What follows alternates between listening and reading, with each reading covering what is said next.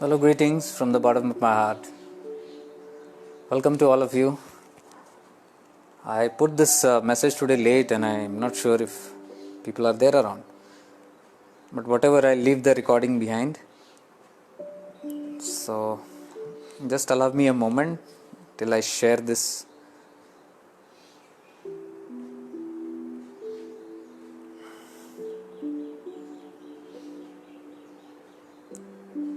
It's a big welcome to all of you on this Sunday afternoon. Today I got a little bit late, but I was thinking of not doing it today. Then I thought, okay, no problem. Even if it is a little time, let me just spend some time here online because it's good. Suvarna ji, happy Teachers Day to you. Yay! Thank you, and same to you. This is what I want to talk. We all teach each other, in some or the other way.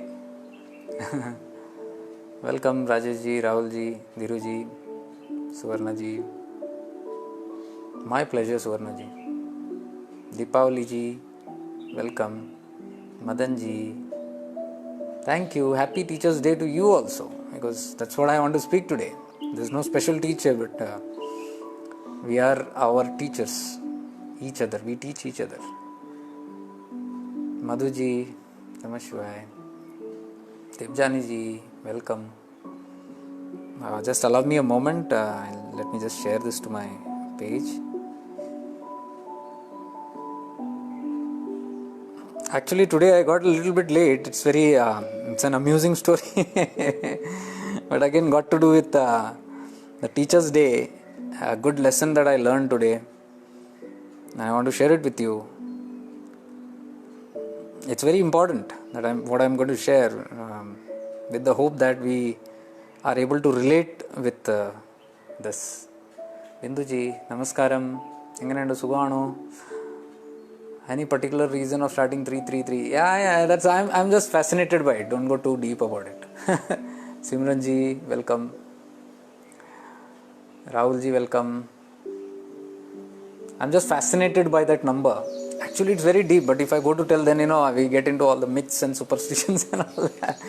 So then I don't want people to scratch their head and then wonder what is this, and then actually I don't want anybody to get diverted into all this.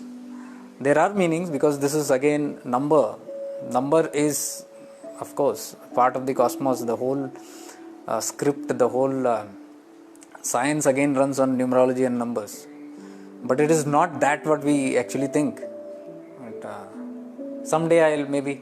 Falguni ji, greetings. Barkha ji, welcome. So I was sharing this. I forgot. Let me just share this to just one group is there. Yes, almost done. Yeah, and I'm done.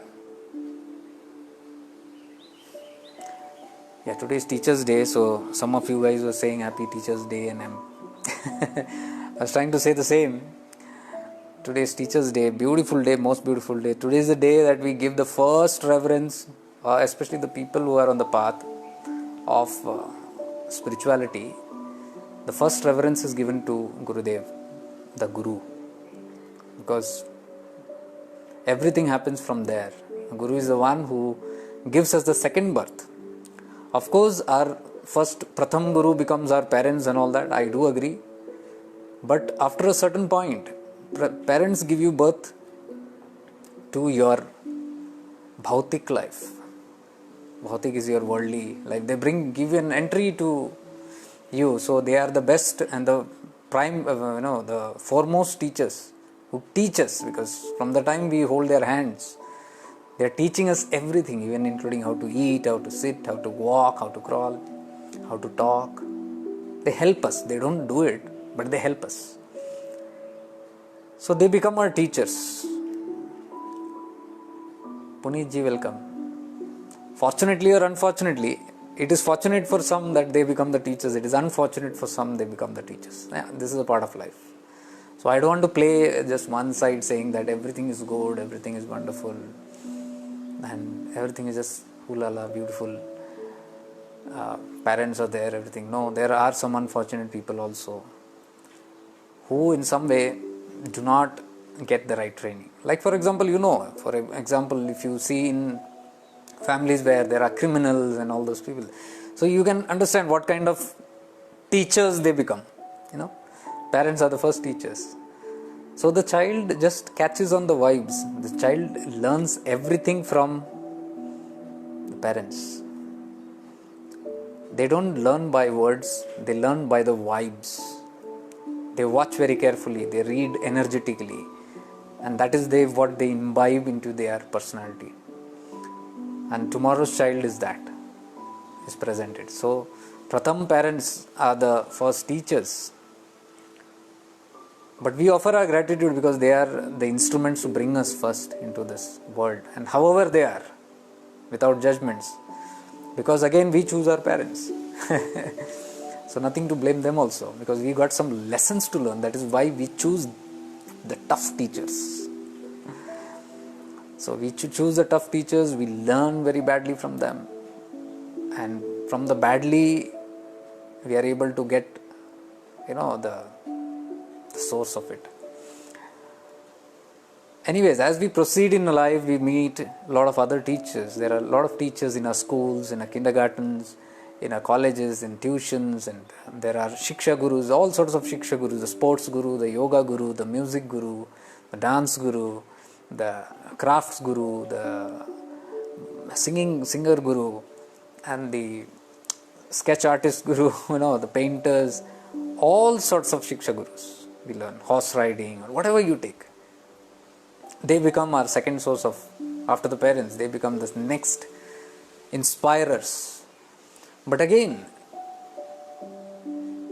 the quality, I'm talking about the quality of teaching, okay. The world blindly follows, they are teachers, okay, that's fine. But again, the quality of teachings depends on the systems. The kind of systems they have inculcated, what the teachers have themselves learned, the kind of society they live.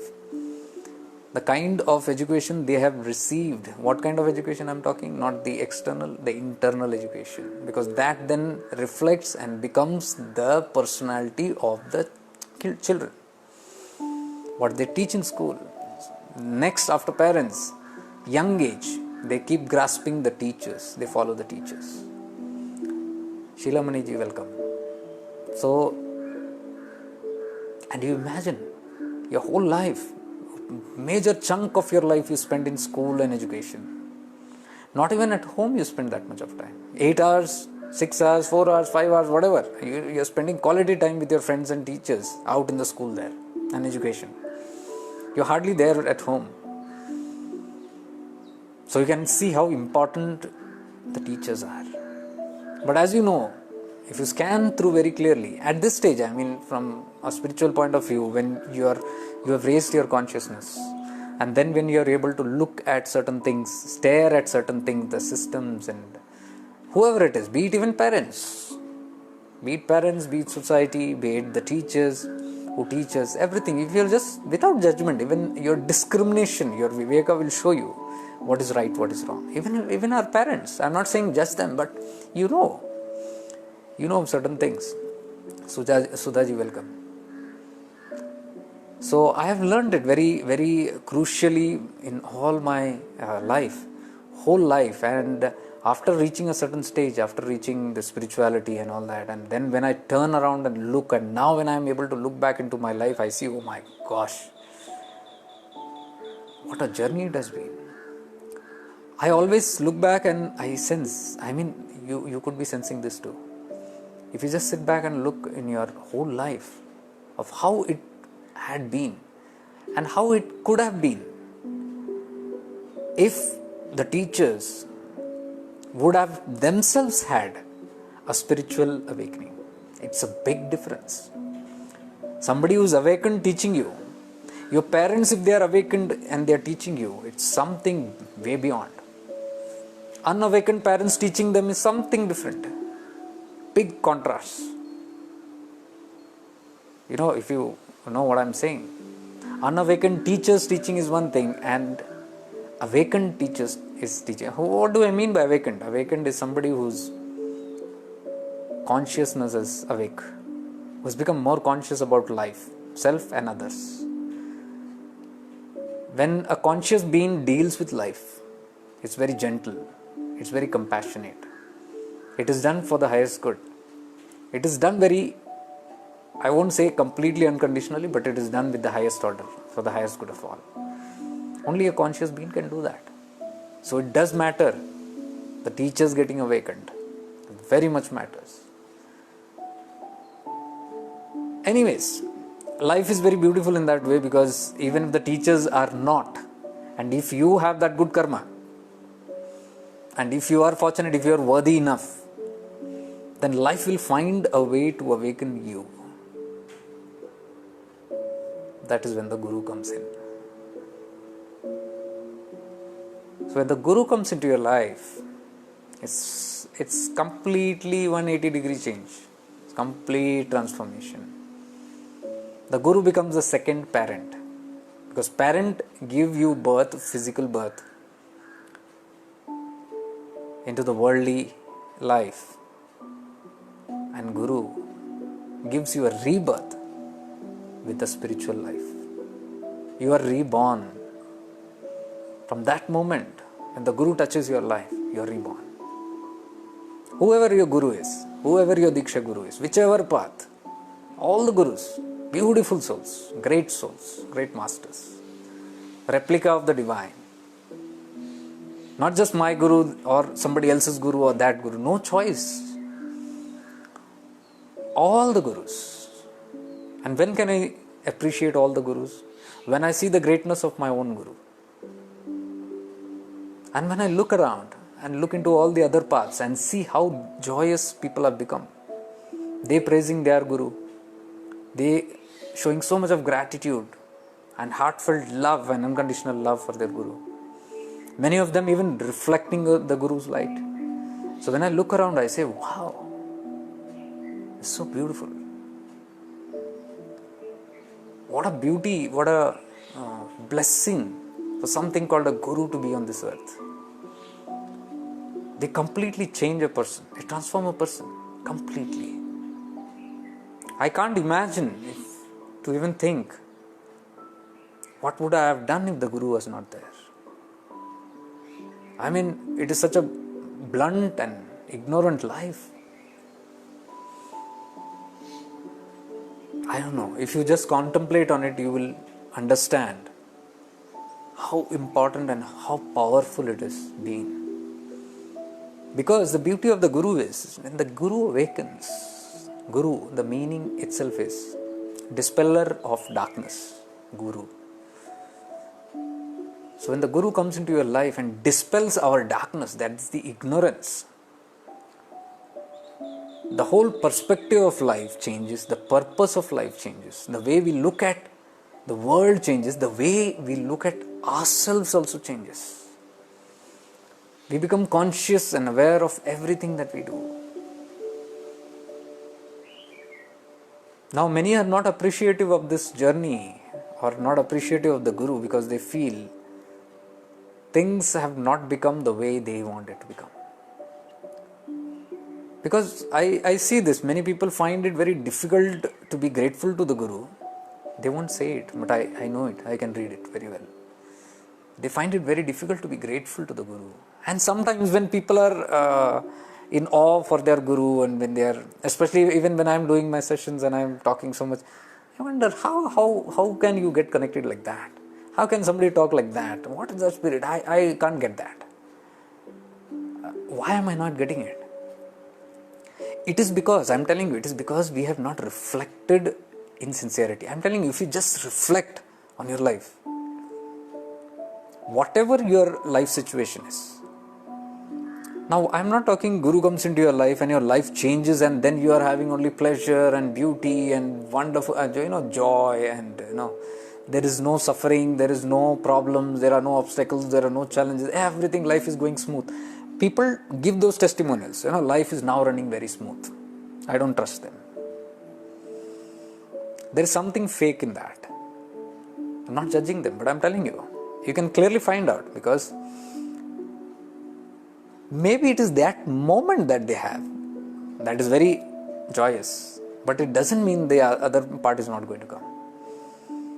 The ones who appreciate they are master in their highs as well as their low, that love is something.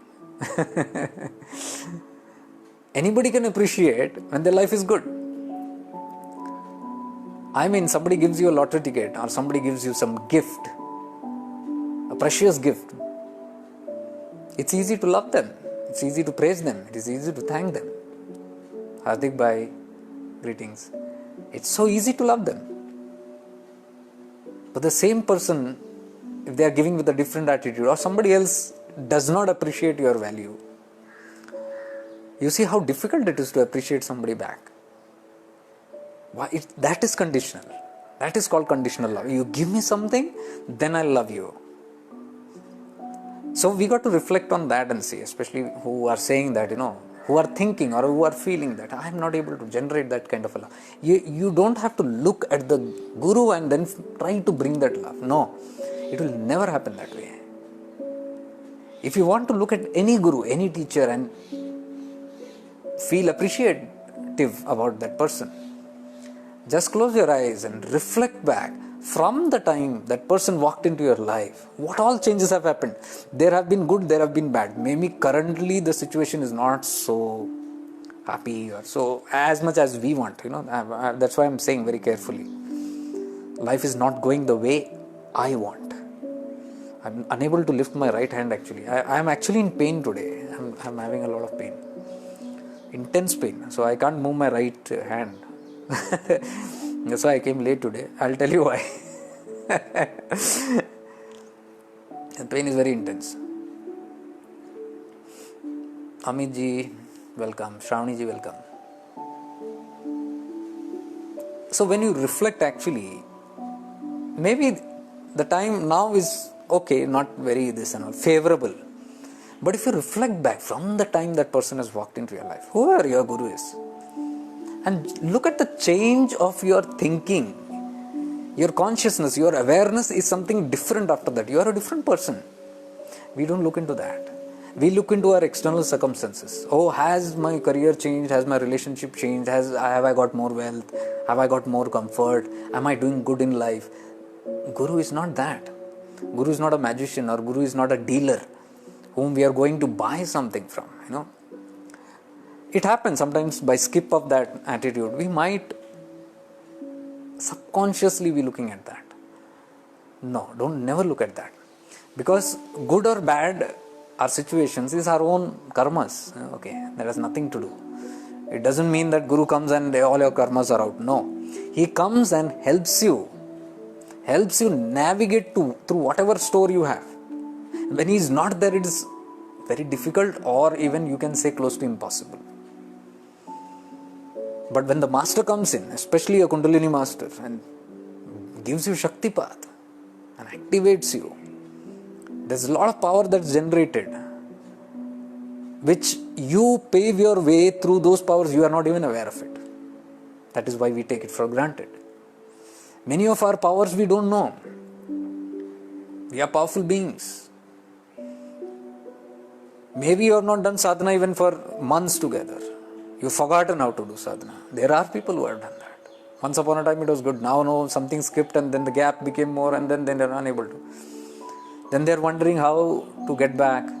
Or they look at others who are still connected and doing, or feel something is unworthy within them, something is wrong within them, something is wrong with the Guru, something is wrong in the path, something is wrong somewhere. No. I won't say something is wrong with you also. These are the natural conditions how the human is constructed. The mind, the ego, these things play a big role. We must understand that. The ego plays a big role. The mind plays a big role. The contents of the mind play a big role. The samskaras play a big role. So maybe that's why you may want to be something. You may want to have some kind of a connection. You might want to be one with that thing or all. You want something, but you are not getting it. Why you are not getting it is because of your blockages. Now for that blockages you cannot condemn something else. So that is why the sthirta, the neutrality is very important. When you are high also maintain neutral, it's the middle path. Chitakasha Gita teaches about the royal path, which is the middle path. Middle path means neither this extreme nor that extreme. Neither high extreme, neither low extreme. Why? Because one you catch, the other will come. One ek ke saath ek free. It is like the coin. You take a coin, you cannot say I can have just one side. No, the other side also will come. The heads and tails, they come as a part of it. You got to deal with both. When you accept it. How do you accept it? One side.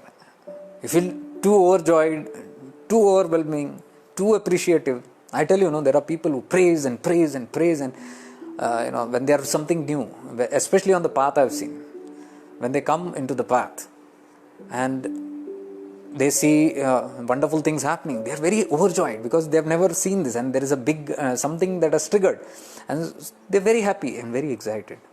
They go around posting, this happened, that happened, this.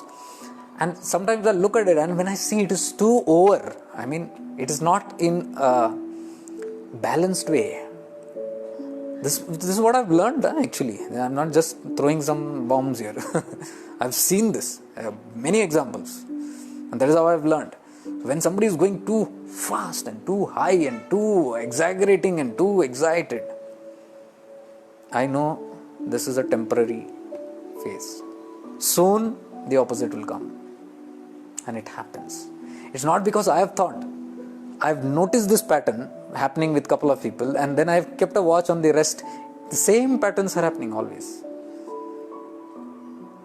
Take our own examples. When we come into the path, we are so overjoyed. Something different it is, because something new. We are overjoyed from that. But over a period of time, things go down, and maybe sluggish, go down totally. Why? Because we have not been neutral there. We have not been balanced. Because the law of nature says, if you catch one, you get the other. If you catch the highs, if you get too excited with life, too excited, I'm telling you. Excited nahi bol raha hu. I'm telling you, too excited, over excited. Happy, I'm not saying. If you get over happy, beyond the balance. वो कहा करते थे कि बच्चे बहुत हंसे, when kids are laughing around too much, they say, watch out, you're going to cry. If too much they are laughing, watch out, you're going to cry. People treat it as superstition. Yes, it is a superstition, but it also has a meaning to it. It's the same thing, what I'm telling you right now. It is not a must that everybody who laughs has to cry. Who is historically laughing without a reason. Now spirituality tells us, without a reason laugh. Yes, that's fine, everything is fine, but internally be balanced. If you get carried away with that laughter, I'm talking about getting carried away. You laugh high, you be happy, you be joyous in bliss, but internally there is a stability even in that bliss. One is you are experiencing even high bliss, but you're externally you're stable. Maybe you just have a smile on your face, or you're a little joyful, but internal it is blast. That means you're balanced. But if I'm not balanced, and if I keep on the ecstasy and shouting and yelling and having, that's going out of that. It's nothing wrong. What I'm telling you is, these are the dualities, extremes, the path of extreme. If you go extreme there, know that what will happen is, when something wrong goes, or something goes lower, the same extreme will be followed as per the law of nature. The path of duality this is. Whatever your ratio is there upwards, the same ratio will be downward. So when life is not stable, you go down. And when you go down, you can see you were once upon a time very up, and that's very frustrating. You see, I was so overjoyed, I was so much in ecstasy, and today I'm feeling so low. This so is the reason for this so. But if the person would have been just stable and not taken things to their head, not getting very excited, internally you are enjoying it, but again you are keeping a balance. Such will also be balanced when the life is going down, when there are challenges, because again that extreme, you are not going extreme, you know how to stay balanced, you'll stay afloat. So this also will not affect you. But it cannot be one side. We say, no, we will choose this. This we don't want. It will never happen. Duality. This is the law of duality. So extreme anything good, there will be extreme reverse. Pain has to give you pleasure. But pleasure has to give you pain. It's the law. You can't deny it. If you say, no, only pleasure I want in life, only happiness I want in life, only joy I want in life, it's a myth. Then you might say, no, but we have been taught, everybody, all the masters teach us, to stay happy all the time. They are saying stay happy all the time, not over-excited, not over-exaggerated, over-happy. Happiness means the same thing that I told you.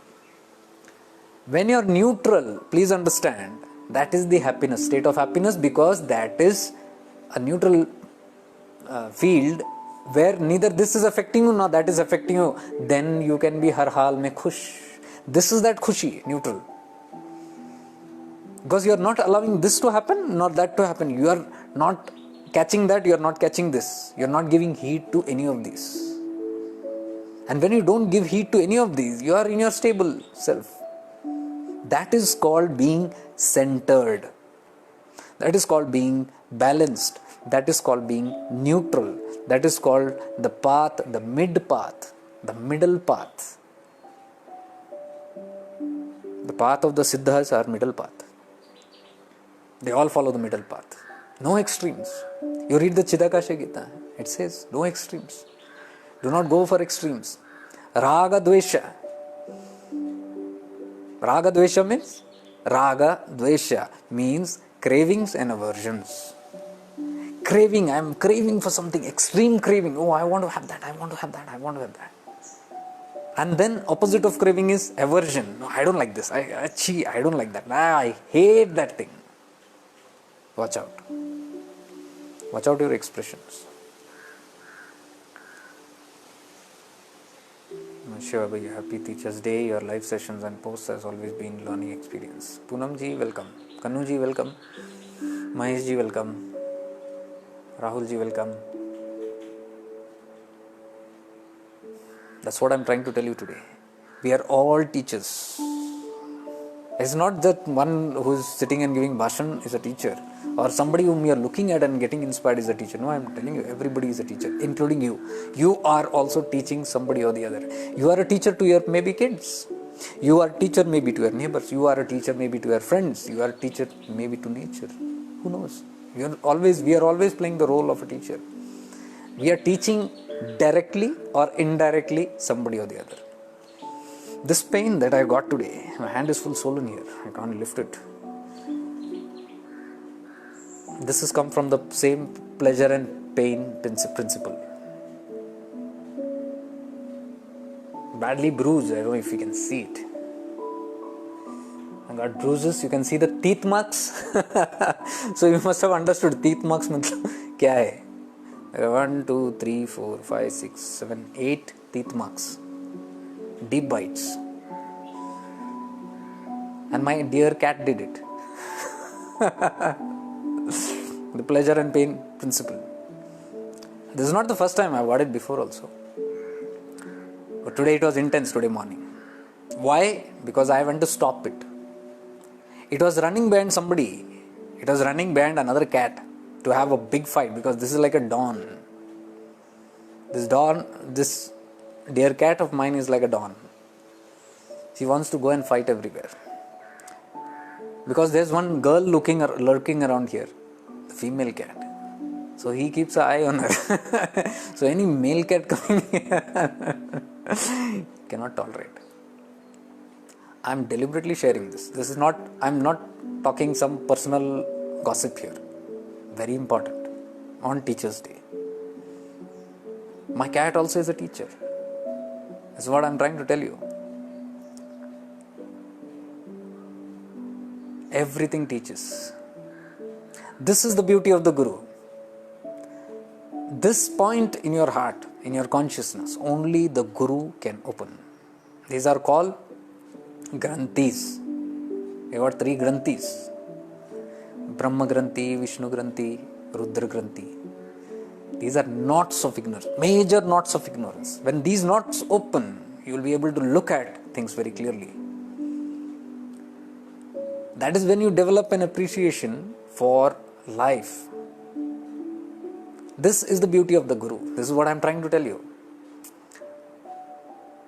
No other teacher in the world, no physical teacher, no parents, no the best teachers of whatever you call, the best educated, whatever you call, can do what the Guru can do. The master is a very special person in life. And that's the beauty, because when you are going through any kind of challenge, good or bad, you stay neutral. That's the light of the Guru. That is how he has ignited within us. And this only a Shishya can do it. Who is the Shishya? Who is following the Guru, who is connected with the Guru Tattva. We all can be. Now why I am saying this? Because sometimes we might forget. It might remind you that you are also a precious child of your Guru.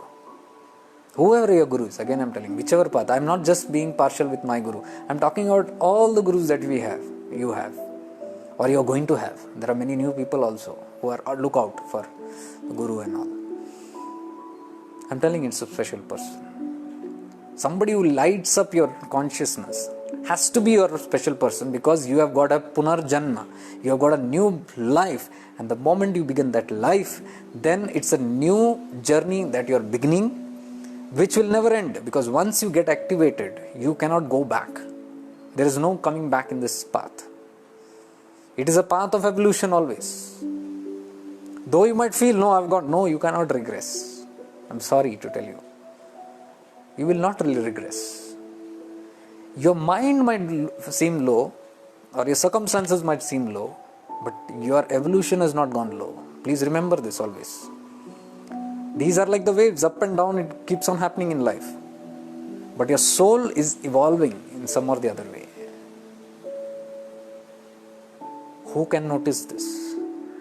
Only and the ones who are in awareness. Only who are in a state of awareness will be able to catch their soul evolution also.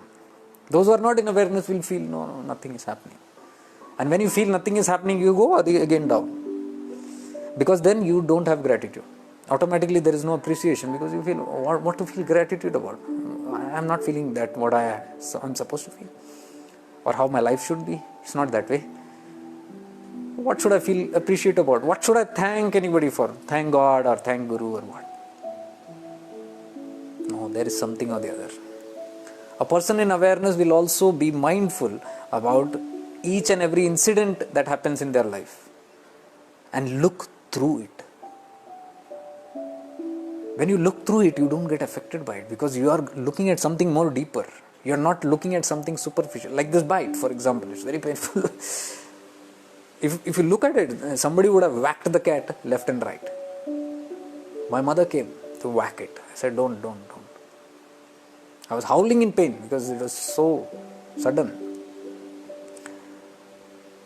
But again I became very conscious that, oh my God, even through these things I am able to look at that lovely animal, because it's an animal. It has got animal tendencies. It is a divine cat. It's a very divine cat, because it does all those things which no other cats I've seen doing here. It's with me all the time. But again, I cannot forget that it's a pashu. It is an animal. So it has got the pashu bhava. It has got the animalistic tendencies. So when I know that, then I understand, it's an animal. And I'm able to relate with it. Rather than having a great expectation that, no, it is all going to be nice. This is what I'm going to tell you. Anything we expect out of all relationship that we have, whether with people, with animal kingdom, with plant kingdom, whatever, there is always an expectation that I should get only the good. Only good should happen to me. But life is not designed that way. I told you, it's a dual world. Both will be there. And how to navigate through it? Only by staying neutral. By learning at least to stay neutral. How do you stay neutral? Only in awareness. When you are awareness, only you can be still. If you are not in awareness, you will get carried away with your mind, with anger and frustration and resentment and non-forgiveness and jealousy and hatred, and all these things will come. I'm not saying everybody will be just pure. No, you might have your trigger. You might have your initial trigger. But a person who is practicing awareness will immediately notice, the awareness will put light on that and immediately will settle down. Within moments, which no other person on earth can do. This is what the gift of the path is. We are not mindful of this. We don't notice these things. So we take it for granted. Oh, what's a big deal in that? No, this is what I mean to say, that there is evolution happening in every way. The way you look at life now and the way you were looking at life before is 100% different. Maybe we are not noticed it. And why we are not noticed it? Because we are not staying in awareness. So this is what the Guru does. Being grateful to the Guru is you cannot repay that. You just can't repay your Guru. Can anybody tell me, can you repay your master? I say it is impossible. The scriptures say, everything says it is impossible to repay a Guru.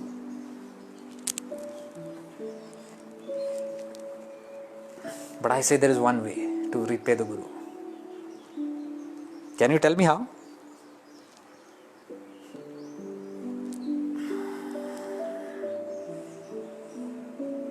Can anyone tell me how? Just try it. The only way you can repay the Guru is only one way. There is only one way. There is no other way. Please excuse me. I am just adjusting myself properly because I am in a lot of pain.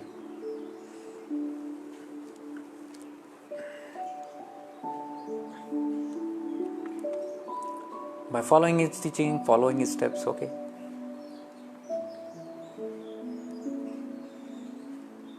Samarpan in totality. I would say that is, you have begun repaying. Because following his teachings, there is no guarantee I will follow it for life. I might be following it today, but I don't know.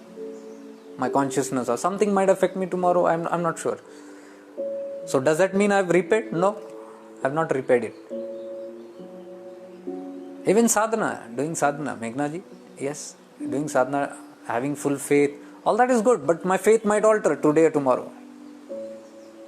My sadhana might alter. I might be doing for 2 months, I have been doing regularly, and then again 2 months I might not do, or 2 days I might not do, or something. Then again that thing will go off. So am I repaying it when I am not doing it? I feel disgusted or something, and then I am not in connection.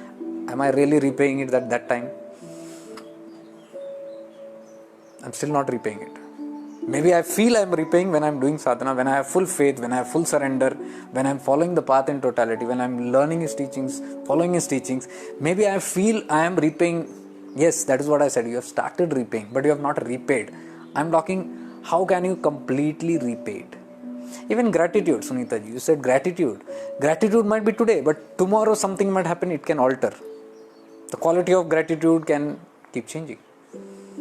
Or you might even, there are people I've seen who have gone opposite. Today who have had gratitude, tomorrow they might even curse the Guru. I've seen this also. So are they repaying the debt? No. Can anybody come close? To when? There is one way and that's the only way you repay.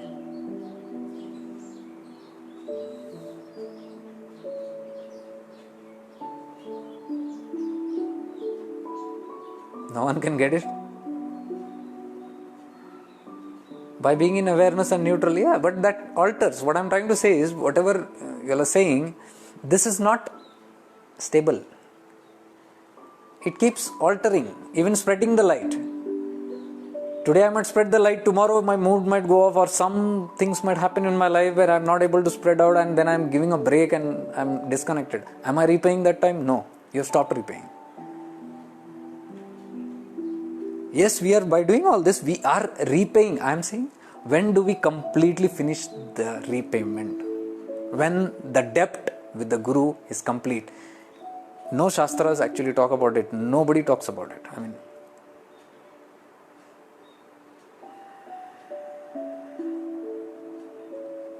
by Chaitalaji, by being in awareness, Madhuji, by following the 3 pillars. Again, I'm telling you, all these are good. By doing this, by doing. But there are times when this can shake. Is there something that is stable? Even unconditional love. Unconditional love we can practice, maybe not always. Because if you are an embodiment of unconditional love, 24/7, then you are self-realized.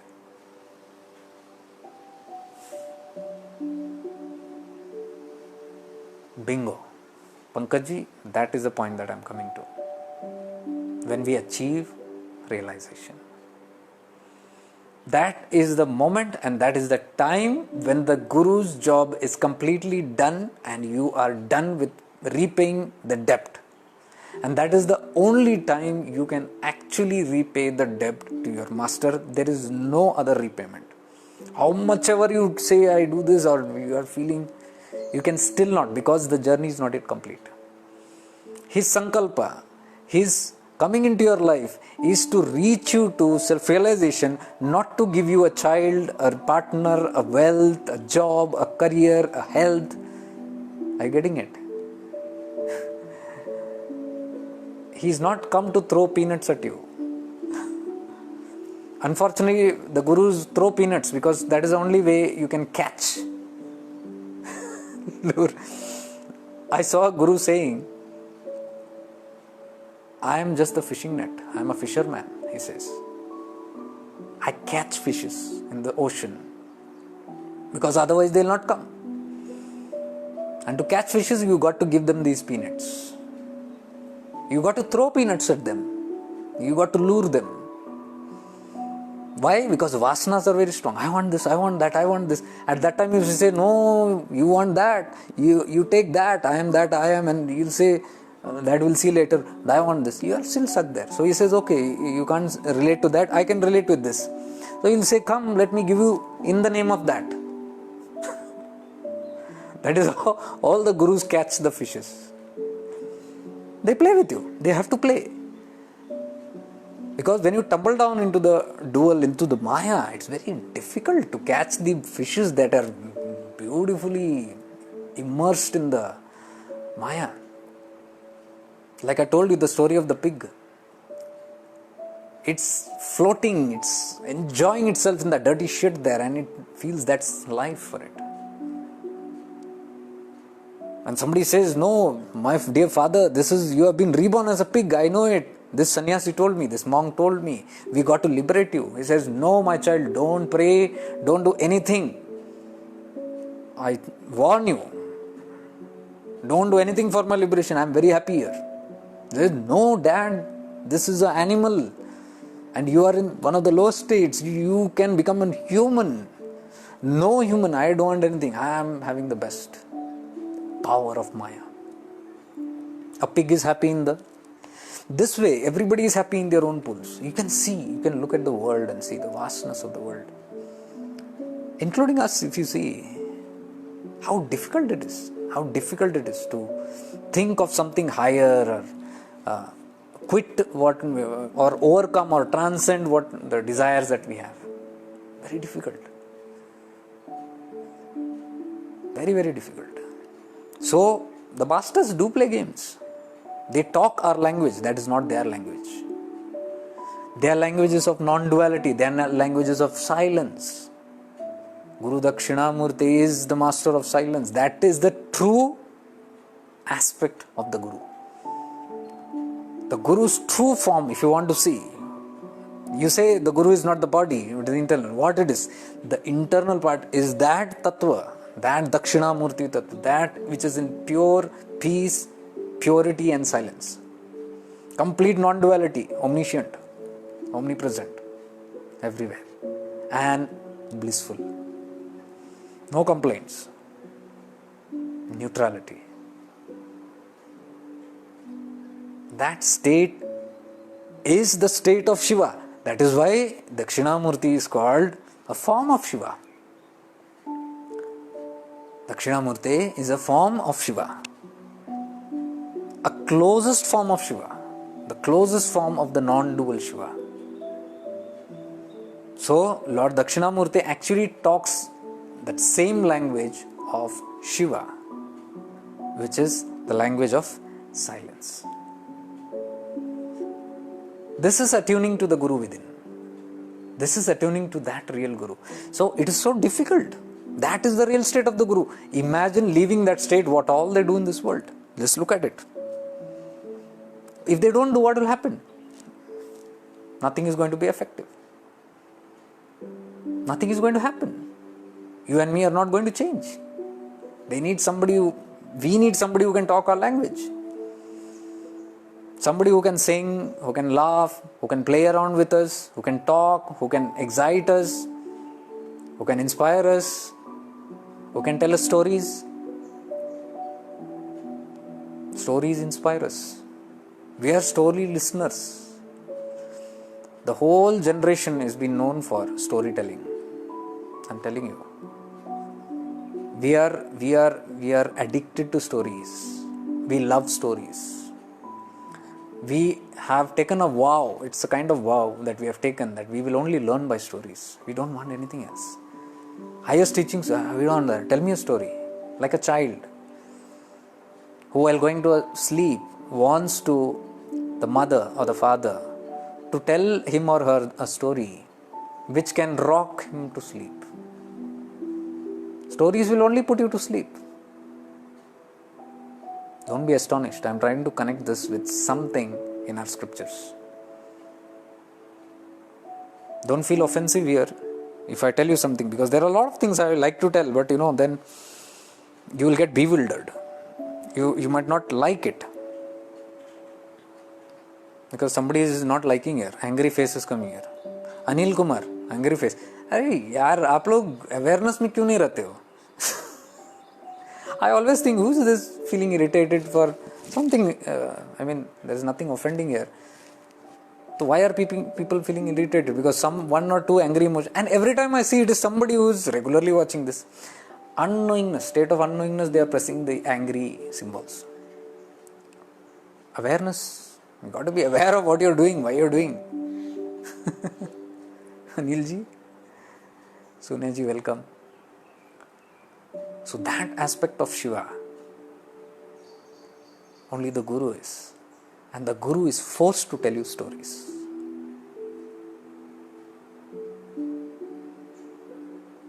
If you transcend that, I am telling you, the Guru is very happy. उनका storytelling बंद हो जाएगा. He doesn't like to keep you entertained with stories. I'm telling you. I'm seriously telling you. On record, I'm telling you this. The video is going to be here. Whoever wants to see it. Guru doesn't like storytelling. But he has to tell. Because when you tell stories, people sit. Like little children.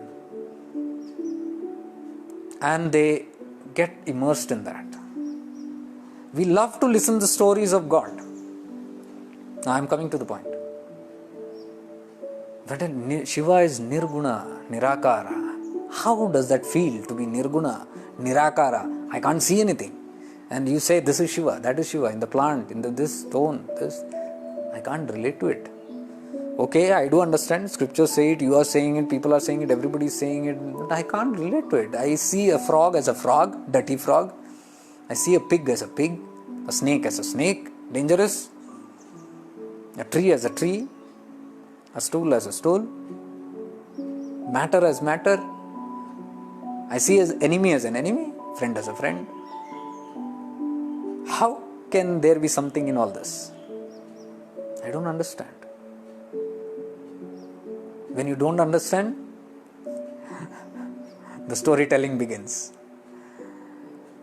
Actually, the storytelling begins there. If you have understood, then no storytelling is needed. Because the people who understand duality and are able to experience and perceive duality are not interested in stories. They don't want stories. They have gone beyond the stories. So whenever stories happen, you go like this. Why? Because you know the fakeness of the story. You know that the story is not true. You know somebody is trying to coax you. And that tattva of that guru you will not like. Not like in the sense, when you will feel what is the need for the guru to stress so much on something which is not mattering. Maybe for others, but for me, should it matter or not?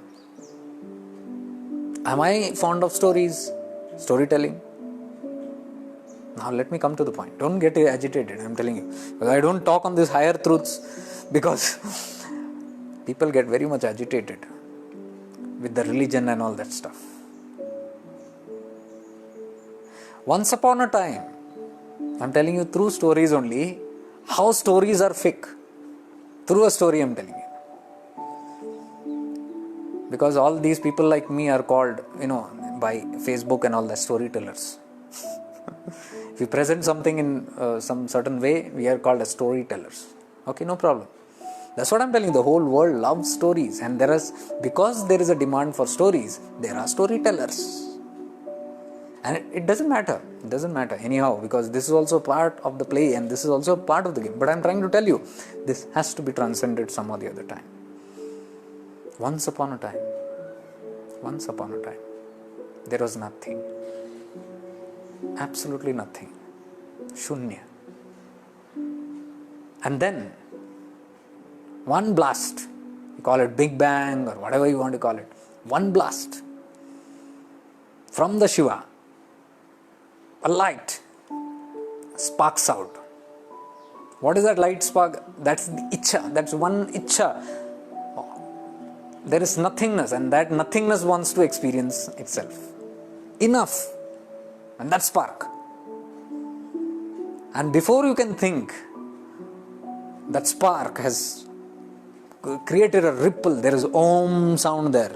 The spark. The light. Which the Bible says, the Quran says. The Shastra, Hindu Shastra says. It's all the same, my dear. I've read the Quran. It's there very clearly in that. I've read the Bible. It's there in that.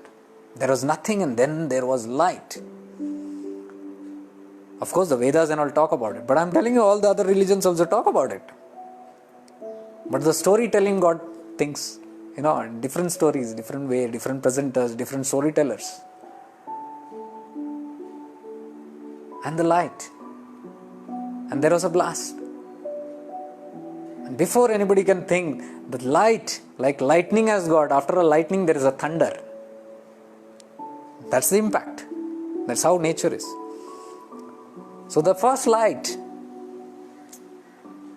and immediately followed the sound. What is the sound? The pranav mantra, the omkara. Om. What is Om? It's not somebody who has created. It is the sound of something that happened. The explosion creates the Om, the hum of that Om. And when sound is created, it creates ripples. It's vibration. The huge vibration. And that vibration goes on creating. It takes forms, atomic configurations, different. That is the Sri Chakra. The Bindu is where the Dham, Om happened. That point. And from there, everything starts creating itself. Like in the water, still water, you throw a stone. What will happen? Immediately you will see there is a Bindu and there is the chakras happening. It goes on ripple. That Sri Chakra, the Meru, if you look from top, it's exactly that. That is why a 2D print of Sri Chakra, you will see a Bindu and ripples. The whole ripples is the creation.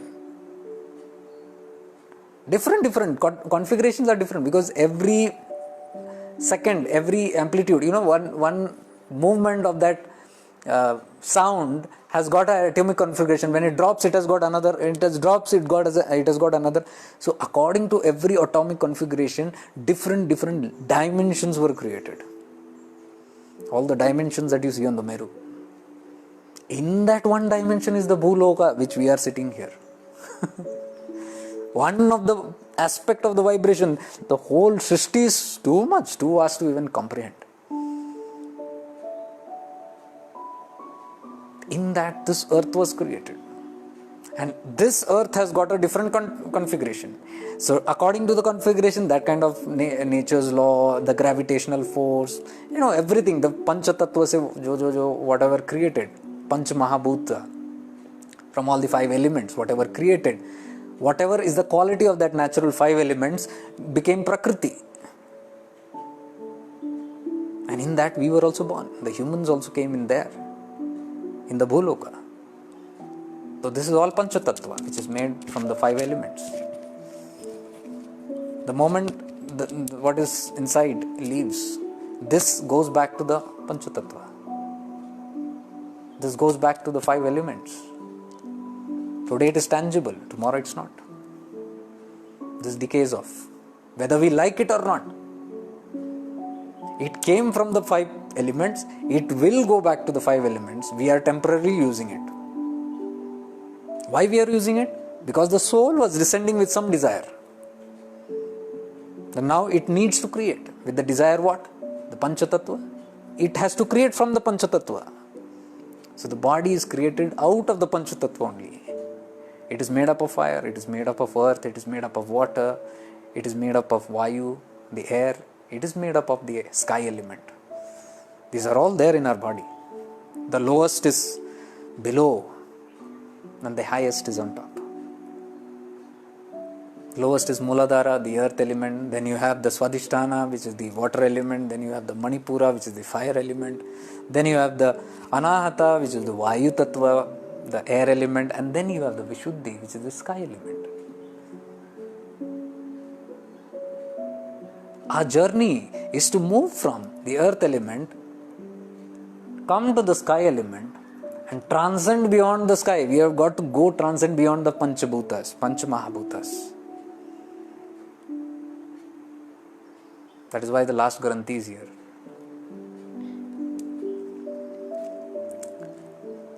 Once you go beyond, you transcend beyond that, then you go directly. Next is the tattvas. The Guru tattva, the param tattva. These are beyond the elements. These tattvas are beyond the elements. These elements cannot be touched by these 5 elements. They are beyond it. So, the human journey is to transcend these temporary 5. My body is made up of these 5 only. And it will go back there. But the whole human journey is to raise the consciousness and travel beyond this and go to beyond the tattvas, where the tattvas cannot influence you. So if your state of consciousness has reached these, the higher 2 chakras, or come till this chakra, you're done with it. The Guru chakra means this is known as the Chidakasha. The central of the head, central of the brain, Chidakasha Gita explains, that is the heart space. Bhagavan Nityananda calls the heart space. The whole of Chidakasha is telling, raise your consciousness to your heart space. Raise your consciousness to your heart space. Raise your consciousness to your heart space. Nothing else. That is the purpose of the Guru. That is the purpose of the teachings of the Guru, even if it is Chidakasha Gita or any Guru talking about any language in any way. They are only talking about you reaching, because they are sitting here. In you, they are sitting here in this tattva. And they are waiting to pull your consciousness till here. And when your consciousness reaches here, their job is done. This is where the Runa Mukti happens. Till then, you are Runabandh with your Guru. You cannot complete the Runa. You cannot repay the debts. You have to come here. When you come here, you merge with the Guru. Guru and Shishya becomes one. Here, Guru Tattva. Job is done. Guru is happy. My job is done. Then he leaves your hand. Then it's an alone travel from the Guru Tattva to the Param Tattva. You walk alone. The Guru is not with you. Why is the Guru not with me? People feel, oh, how can that be? I am very... No. When you reach here, you will understand there is no attachment. I want the Guru. Why? Why does the Guru doesn't come from here to here? Because there is no difference between you and Guru. You have merged with the Guru tattva. So you walk with the Guru only. But he is that dual thing that what we are thinking, the different Guru, that doesn't exist after here. This is when the master used to always tell, ये लीन हो चुका है अपने गुरु में. और further गुरु तत्व के साथ ये विलीन होके ये विलीन हो चुका है शिव तत्व में. Because first you come here, you wrap up everything and come here, pack up everything, come here, merge with the Guru, become one with the Guru. Then with the Guru tattva you move to the param tattva, you are merged in Shiva. And he says that's the end of the journey. This is moksha. Storytelling. I have to tell these stories because it's exciting to listen to the stories. It will be understood better. And what I'm trying to tell you is, stories are not needed, but stories are told because there is no other way. That is why even the Guru talks about so many stories. Guys, you just have to excuse me for just 1 minute. Just feed the cat. Just 1 minute.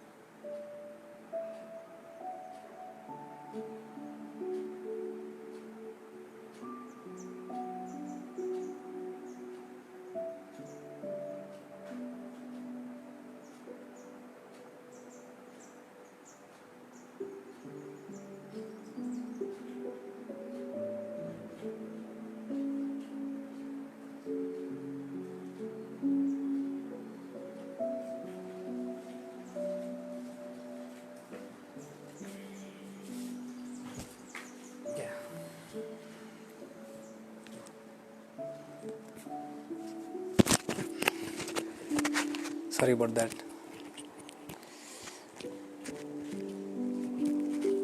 I can't use my right hand actually. It's paining so much. I was talking to you about the cat. My dear cat did this in the morning. And I got a good lesson of my life. I'll continue with the story, but I want to tell you again because it's going simultaneously. Today is Teacher's Day and we are learning from life. So I was talking about my cat also, what I learned today. I got some lessons from him, but sometimes we don't learn until we get it. And today I got it. So I was trying to actually protect it because it saw a cat. Suddenly I was with it. I was cuddling it and all those things and all. And it was in its beautiful state. It loves company and it's enjoying my company and all that. And then suddenly a cat came from outside, another male cat, and these guys are very angry with that. And if it goes out, then it's a mess, you can't catch it. So when the moment it tried to run behind it, I caught it. Which is the biggest mistake. You should never catch a cat when it is overexcited or angry. It's very angry and ferocious because all that it knows is attack. We are not in that state, We are not in that state of mind ki somebody will attack. We are thinking because the animal is with us. We think that, oh, it is a nice one and everything. But we forget that it's an animal. It has got its vasanas and tendencies. That's why it is in the Bhog Sharira. First of all. Otherwise it would have been in the human body. So it has got its lessons to learn. That is why it is in that body. So the moment I caught it, it turned back and scratched me. And for a split second I was like, aware, okay, this is what's happening. But again that cat was there outside and I wanted to protect it. So I kept my hand on it, and that was a mistake that I did. The way he bit me multiple times, and I was yelling literally, and my mom came running from there because it has never happened. I've never yelled. Whenever it has, before also it has crashed and all that and all, but I've never yelled. But this time it was too much. I was in pain because I could feel that pain, and for a couple of seconds it was not leaving my hand. It was very, cuddled completely, caught a good grip of it, and that is how you can see all the teeth stuck in this, literally. Marks were there, literally, and my hand was bleeding, literally. And when I yelled, my mom came, and the moment she came, it ran away. For a split second, I was in a state of shock as to what happened because I couldn't even understand. All this happened so quickly, in a second. And my hand was fully bloody, and the first thing that I did was put haldi and all that. Mom said, go to the doctor. I called up and they said it's okay. If it's a cat and all, and if he's vaccinated and all, it's okay. But the whole hand swelled up, and then the whole bones were paining. I couldn't even lift. I cannot even move my thumb now. I cannot use the mobile in this. That is why it became late today. So I had to go out also today. I did that. But all the time my mom was very furious with it because nobody expected that. I said, don't do anything to him. I was just quiet, and the cat knew it. What it has done was wrong. Because it did it in a very fast moment. All those vasanas came up and it could not stop itself. It did it. It attacked. And I was like, looking at it and actually verbally saying that. This is the hand that earns for you. This is the hand that goes and buys things for you. This is the hand that feeds you. This is the hand that comforts you and blesses you. And you have bit this hand only. I was looking at it and literally saying this. Why?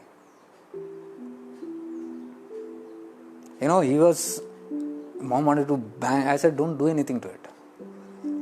Leave it alone. It doesn't know. And I was sitting there with pain for almost an hour. It was very bad pain, and I was just sitting there. And this cat slowly comes and sits under my feet, looking at me, meowing. It has never done that before. I could see there is guilt in its eyes. It's feeling bad for what it has done. Even a cat, an animal, if you look at it, you can know. So I called my mom and said, look at him, look at his behavior. Something different only this is.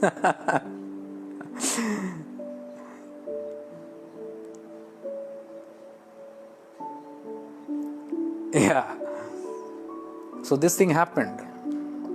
And then while my mom was very scared and all that, she was jittery and she was shivering. Her hand was shivering because my hand was being put under this tap water, and the blood is not stopping. It's completely, and there are 4, 5, 6 places it has bitten and scratched and all that, completely. So she was in a very bad state. She was like, her hands were shivering. I said, why? I should be shivering. Why are you shivering? And then I told her, this is attachment. See how attachment can bring you pain.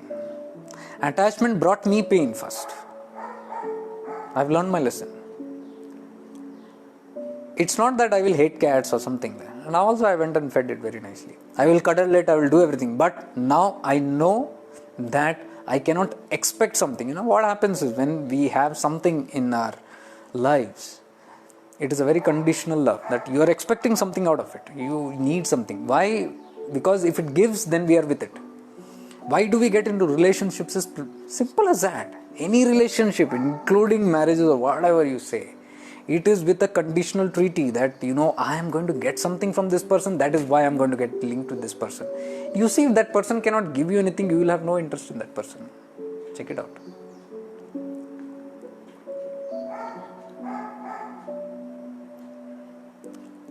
You will say, no, that's not possible. I love somebody. And that person doesn't love me, but I still love that person. That is just an anticipation that once you own or possess that person, I will get what I want. Or I will try to get what I want. Or I'll make an attempt to get what I want. Suffering begins.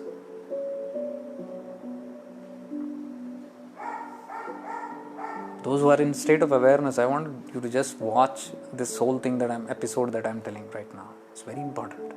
Very, very important. Transcending from here to here and going into that tattva means all this. If you can't leave this, you cannot transcend this. I'm telling you. You're stuck in that consciousness. If you're serious about transcending these things, you'll have to take these things seriously. You'll have to understand these things seriously. You'll have to decide about it and take a decision that, okay, now I put a stop to it. Stop to what? Because the other day I was in my friend's house. I was talking for a couple of hours. My very old friend. I met him after many years and I was with him, his family, his two beautiful children. His name is Sachin. One person I love the most. So once I'm back in Belgaum, it's now just recently I met, and 2 times I visited his house and beautifully we were talking. So he's not a person into all these things, but still he was listening and he was saying, when you come and talk, we don't know why. We are sitting here, everybody, it's been 4 or 5 hours that you are sitting and talking and everybody is just listening, though we don't have interest in this. I said that is something that is about consciousness, you won't understand it. But doesn't matter, you're liking it, that's more than enough. You're finding solutions to what you're thinking or what we are discussing, that's more than enough. No, but what is this thing? Last time you had come and we had so much of things to ask, talk, and so much cribbing, so much tensions. But while this satsang is going on here and we are talking, you can't. I said you try, you can't. Even you try right now to bring a negative thought, you can't. Because what happens is when somebody is talking of higher consciousness, you are automatically making that person also connect to their higher consciousness in the way you are communicating. It depends on the way you are communicating. If you can do that excellently, then definitely they will raise their consciousness. And when they raise their consciousness, the lower tendencies will not touch them.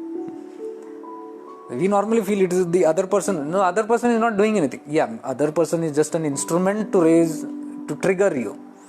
Yes, that is there. But that other person is not doing any jadoo. And he has these 2 beautiful children. I said, both your beautiful children are so, the names are so beautiful. The boy's name is Om and the girl's name is Sakshi. I said, these are my subjects. Omkara, the ultimate. Sakshi, witness, awareness. I said, wow. So something must have been in their consciousness, the parents' consciousness, who even chose such kind of a name even without them knowing what it is. Their soul was doing that.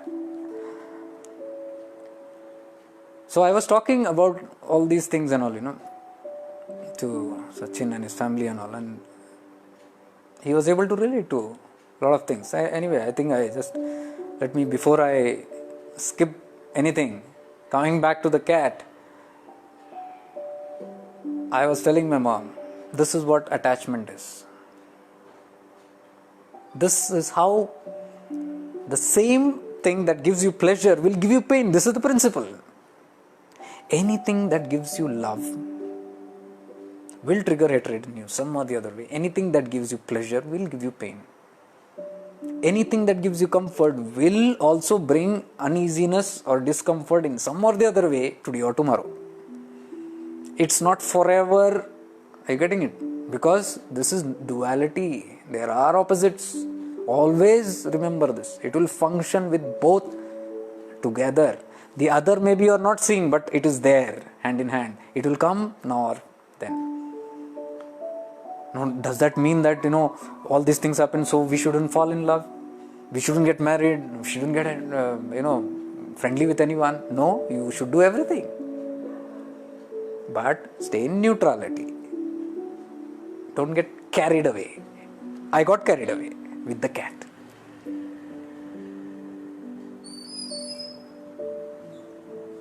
Mom is come. I got carried away with the cat. I told this is attachment. See the pain that it has brought. Now, how would it not have brought the pain? If I was not attached, I wouldn't have been so much cuddling at that time, and I wouldn't have been overprotective. I wanted to protect it. Nothing happens to it. Why? Attachment. Sazalu.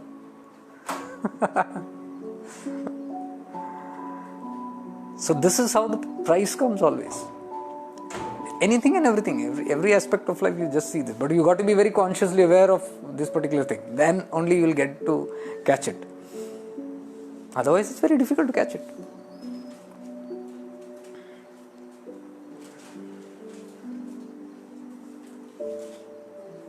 There is no superficial or deep truth, only truth or false.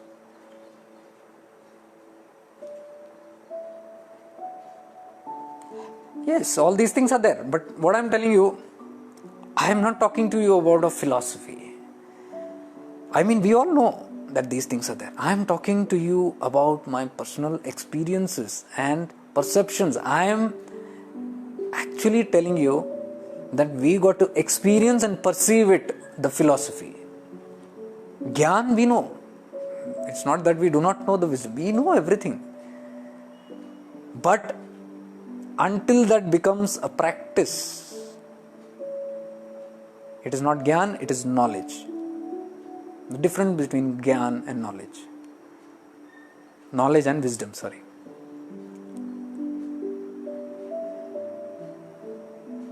One is, we talk about it, like I am talking about, how we should be neutral and not to get carried with raga dvesha. And here I am saying, I was not in awareness about certain things, I skipped and this happened to me, and the same awareness showed me what happened. From that, what do I get? I learn. That's why I said even the cat is a teacher. Happy Teacher's Day to all the cats and dogs also. And all the animals and everything in nature. Everything in life teaches us in some or the other way. But we got to be aware and conscious of it.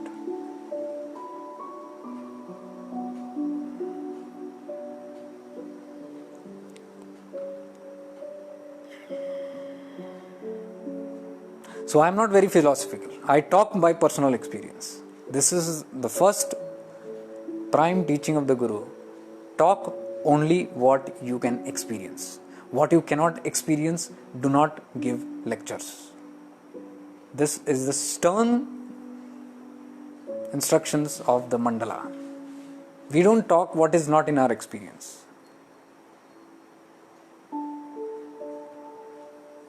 So what I am talking to you is not just the Gyan. I am inspiring you to actually live that Gyan. How? By experiences.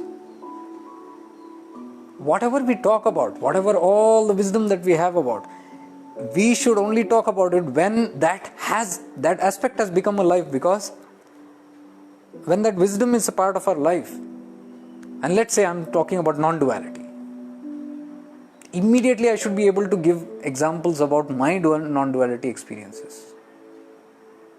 I mean, whomever, friends or whomever we talk about, so many things we talk about, the wisdom and all that. Immediately you should have some correlating experience with it, then you have authority to talk about it. Otherwise it's just bookish knowledge, which Chidakasha Gita warns about. Do not talk bookish knowledge. Today what I am doing is storytelling. Storytelling, again, I'm coming back to the same thing. I talked about the teachers that we have. So today's lesson is this, and it is nothing to fret and fume. It's a good lesson. Yeah, I was talking about Sachin, my friend. He said, that day you talked and I don't know, I just saw your video once and I was shocked. I said, you're talking so much on so many things. And you don't know, me and my wife, till 3 a.m. we were listening to that video. My friend said. I said, good. 3 a.m. why are you, disturbing your sleep and doing that? Even whenever you get time, you do that. And I said, we couldn't take our eyes off that. There is so much to understand and the situation that we are going to. So we were catching it. And then he said, now I've learned. I've told everybody now, look into all those things, how you got to. Now I'm not going to disturb anything and all that. I'm away from all this. I said, what? Yeah, just like, I don't want to dominate, I don't want to control, nothing, just I'm off it. So I told, you look into all yourselves and all those things, don't pull me in, I'm out of this. I said, no. This is what happens with Gyan. Knowledge. Putting it into experience, it's a different, the teaching that comes with being a witness, with being unconditional is no change in attitudes over what you're doing externally. Everything continues the same. Only thing, that string of attachment that you have, the conditions that you have, that cuts off. What does that mean? It means that everything is the same. You are still concerned, you are still responsible for your children, your wife, everything. Whatever your job, whatever responsibility, you are all responsible. But the outcomes are not in your hand anymore. You have cut it out. What Lord Krishna says. There is no outcome. There is no outcome means no expectation of reward or punishment. No expectation at all.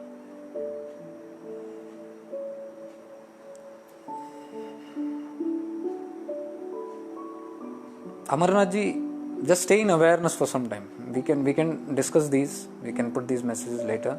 But stay in awareness for some time. I want you to actually perceive something. Then allowing the logic mind to go into thoughts and all that. Don't do that. Stay in awareness, because there is a lot that will happen in the awareness state. And that is the real thing that is happening in our consciousness. The alterations has to happen in the consciousness directly. It should not pass through the mind or the ego. It will get diluted.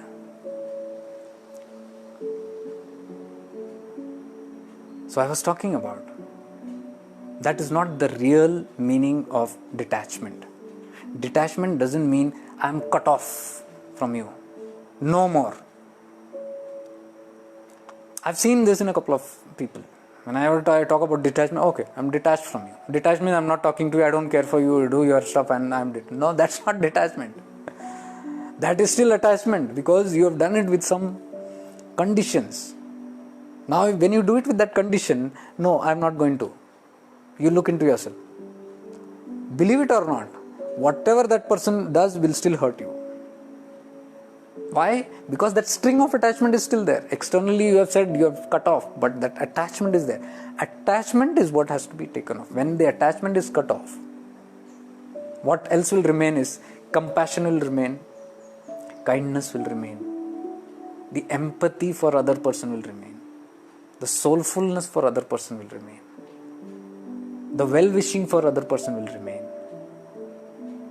and the unconditional love for that person will remain. The love without attachment. If you can love somebody without expecting anything, the attachment is cut. That is unconditional love. Until then it's not. Whatever you might define it, whatever you might call it, mine is unconditional. No, just check it out.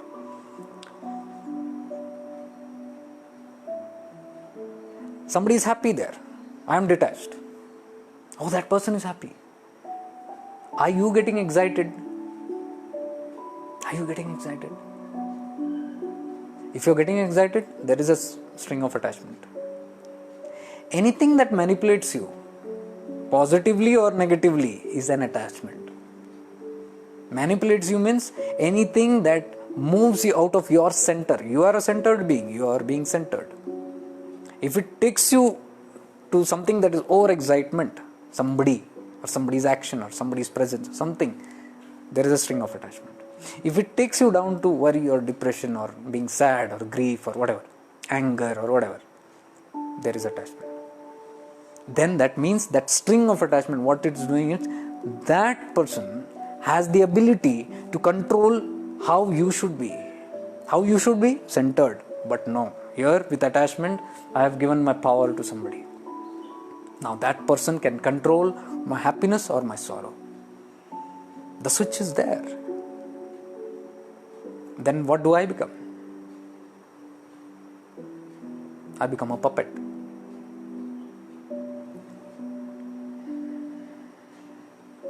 This is why we say detachment is important. Detachment doesn't mean cutting off everything and shutting away from everything and then going up. You can never go up by cutting. Because by blocking, by closing doors, nothing will happen. You shut off your mobile and say, no, I don't want to contact the world. All my friends and all my people that I know, no more calls. You try doing it. It is external, superficial. Internally, you are connected with them. It will still affect you in some or the other way. Whatever they do or whatever they don't do also will affect you. If they do something, it will affect you positively, negatively, whatever. If they don't do something also, it can affect you positively, negatively. If they do something for you, you might feel happy. Attachment. If they don't do something, you might feel sad. Attachment. What is detachment? Whether they do something for you, whether they don't do something for you, my nature, I won't change. This is my nature. What my true nature? My pleasantness, my peace. That is being centered. That is the middle path that I'm talking about. When will the middle path come? When you stop reacting to hyper and hypo. Hypertension and hypotension. Whichever. Practical spirituality. I'm telling you, one of the easiest ways to get detached is by observing our own life and catching everything. Like I'm telling you, this incident happened with the cat today. Very, very traumatic for me.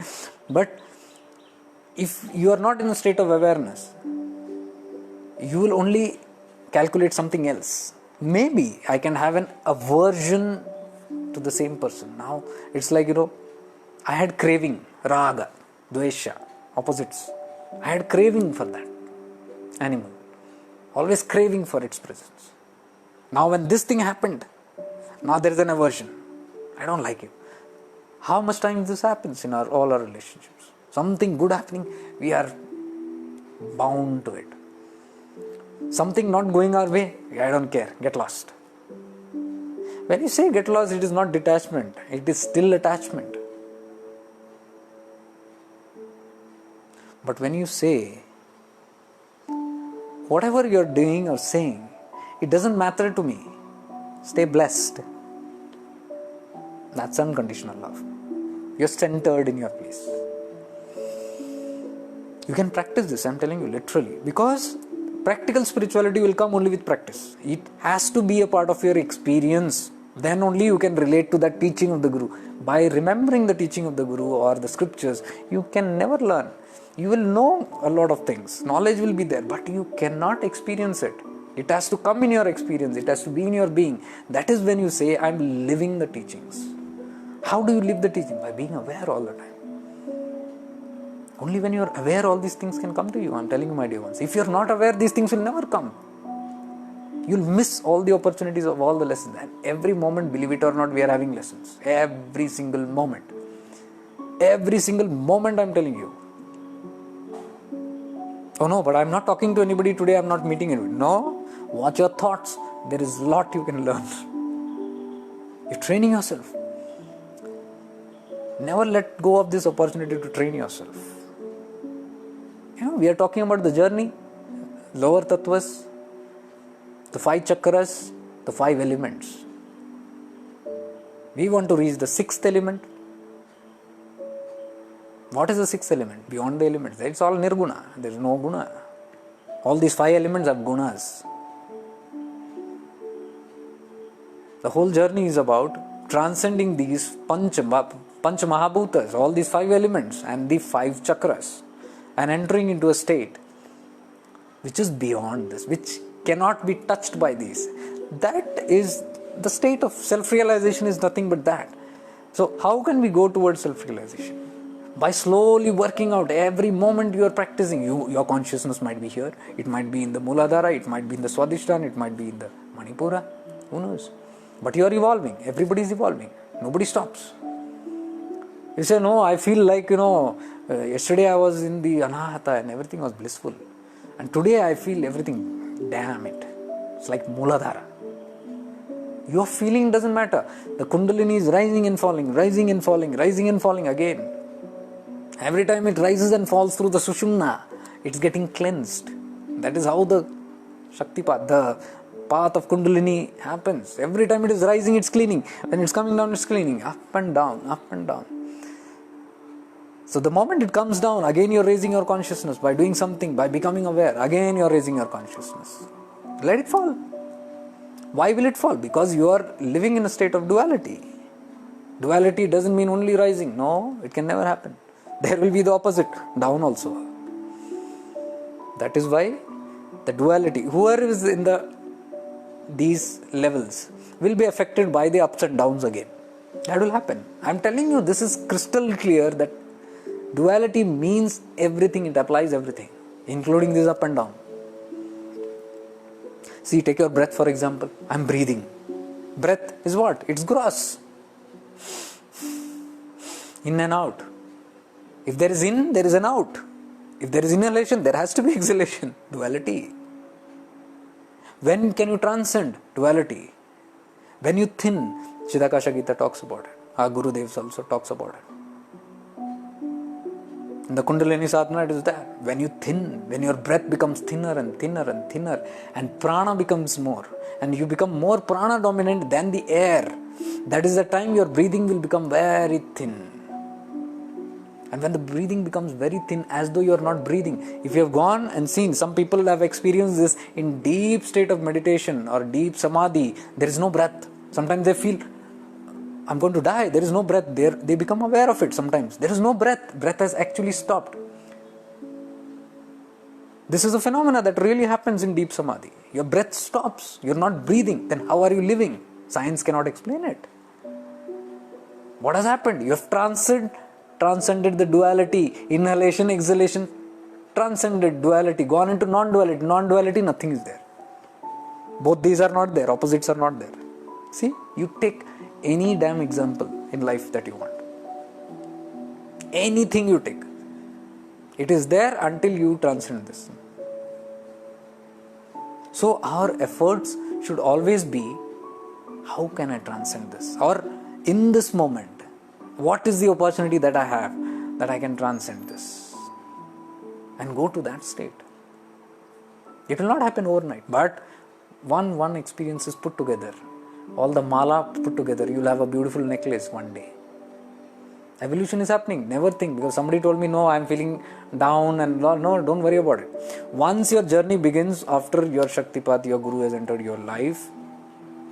Many don't have a Guru. They have spontaneous Kundalini awakenings. There are many without the Guru also, because videos are watched by even people who are not on the path. I am telling them also, those who have spontaneous awakening, those who have had automatically walking the path, some have automatically the wisdom coming from within. Don't worry. Where is this coming from? Do you actually have to have? No, it doesn't mean. Some people don't need a Guru. I am telling you, this also happens.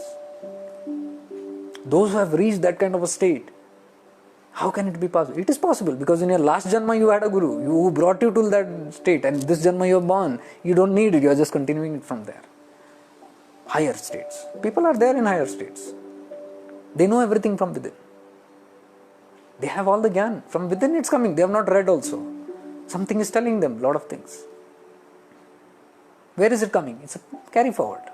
Like for example, I have not read the scriptures, I have not read the Vedas, I have not read the Upanishads, but one para here, there, I can relate to it and I say, oh my God, this is what I have been thinking and this is what I have been feeling and this is what I have been actually living my life. And it is there in the Upanishads. This is how you relate. That means there was some knowingness within. The same Upanishads and Vedas are all inside. This is what the Master says. So how? If I have not learned it in this life? No, in my past I have. It's a carry forward.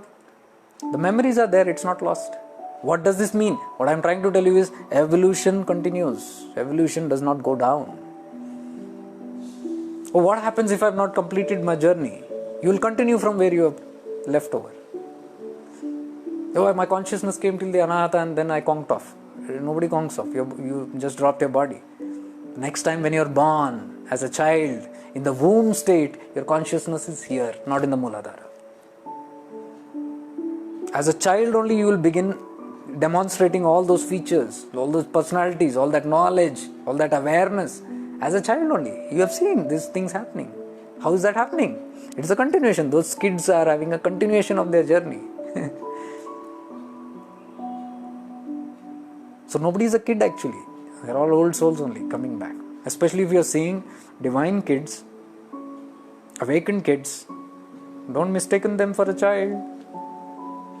Physically they are in a little body, but their soul is mature. And they can be riper than their parents. Mark my words. Many people don't like that. But it's a possibility. A mature soul can get born in an immature womb. Because it's all the play of consciousness. It's the school of what the soul has come to learn. According to what the soul has come to learn, it chooses the platforms. So you can't blame the platforms.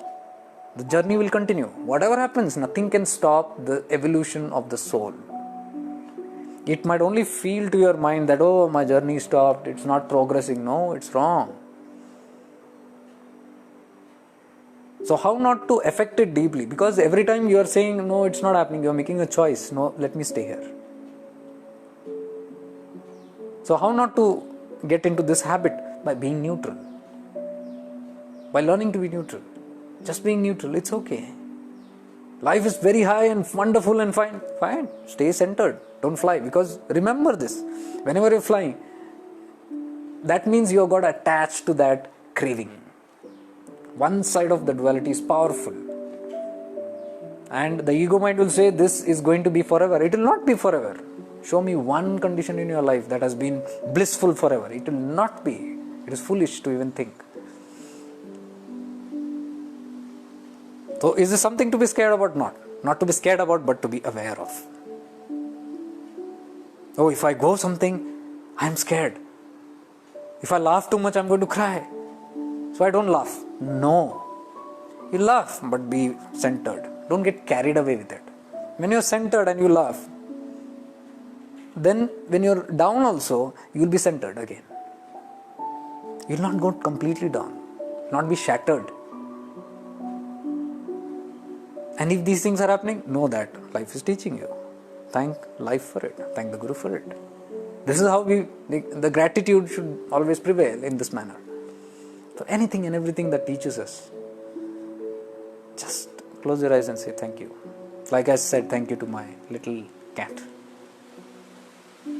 Now the poor cat also realized it has done a wrong thing. It became guilty. What can it do? I can see that poor thing, it is also dominated by its vasanas. Forget a cat, a human being attacks. A human being cannot behave normally.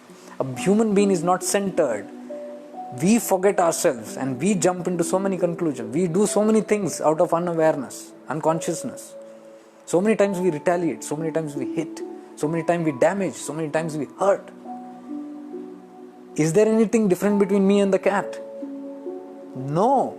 If you look at it, the cat has done it in its own way. Humans are doing it in their own way, but they don't take responsibility for it. Then why get angry on a cat that has done it? It is doing it ignorantly. Its vasanas are making it do it. The cat doesn't want to hurt you. It loves you. But there is something inside it which is uncontrollable. it is not able to control it. Like us, all our urges also we are unable to control, isn't it? And all the mistakes happen. So many mistakes happen we are unable to control the urges. So when you are not able to control and you fall for it, does it mean you are a bad person? No. You just had a slip. That is why it is said on the path, do not judge anybody. Somebody must be just having a slip. It's okay. Forgive. I always tell this. The master had this special quality which I had a very clear eye on. I loved and admired this quality of him. Whenever something wrong was happening and the whole world was cursing, and he is also sometimes used to blast. Because we want to teach them in different ways. He used to blast or scold or something like that. And when he is scolding, the people around him also get very happy. This guy has got it. And they say, now this guy has been taught a lesson. And you know the fun? The next day, all these guys who saw it are behaving in that same arrogant way, saying that this guy has learned it. He has been scolded now. He deserves it. Let it be.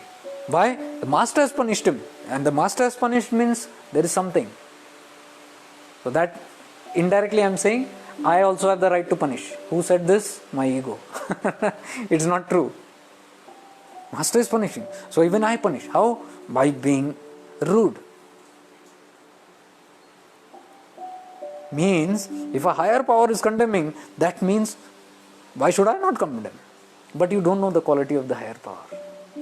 That criticized or condemned somebody with a complete detachment. It is not in that state which the human beings are.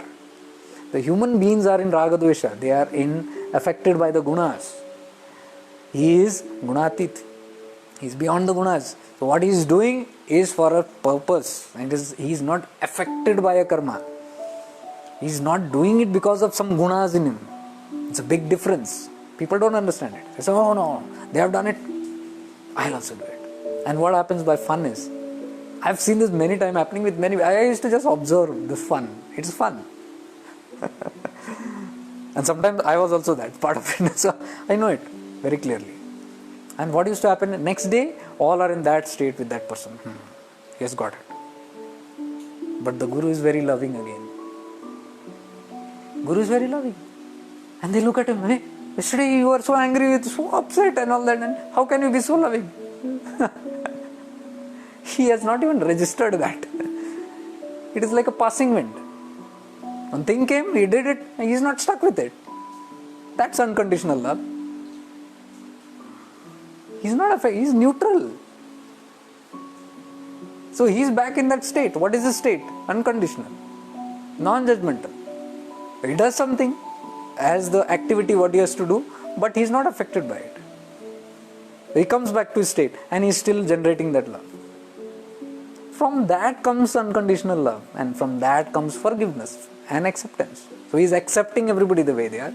He's forgiving also very easily. If somebody has done something, okay, forgive. Forgiveness ki bhi baat nahi aati. It doesn't go to that extent.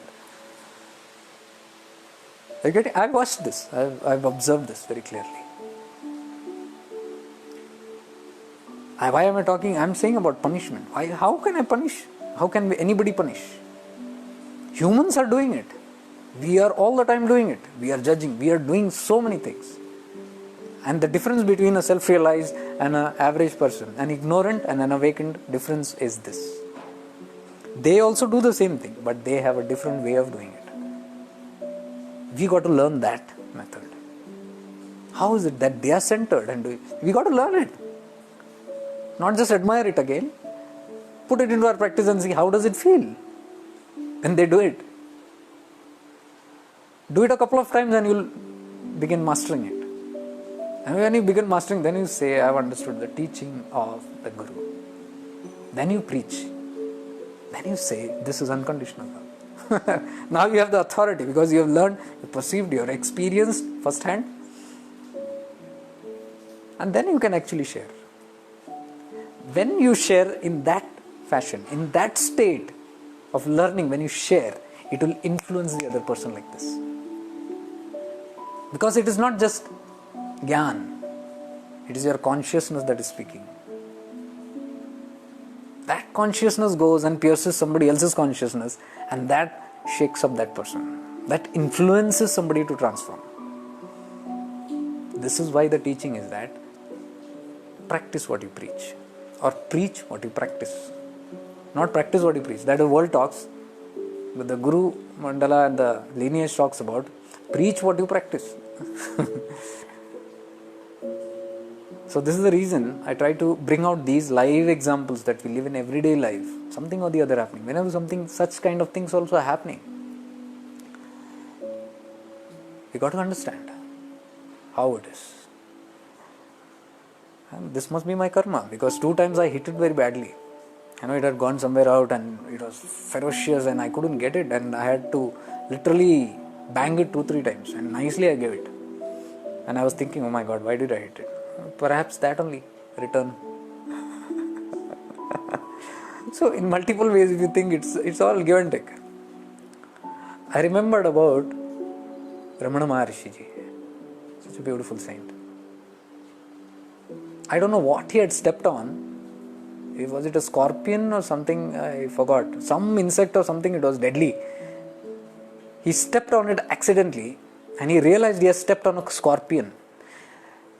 When he realized that he has stepped on a scorpion, he stood there and he allowed the scorpion to bite. And he said, I deserve this because I have caused pain to that scorpion.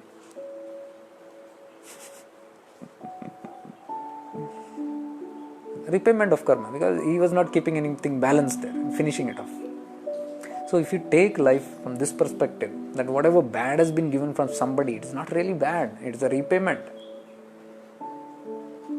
And how can you know it's a repayment? Only when you are neutral, you can take that. If you are not neutral, then you will go behind it again. Raga Dvesha will make you do something, then again it's a carry forward of that. So what could have been finished up there, you have now given rise to new.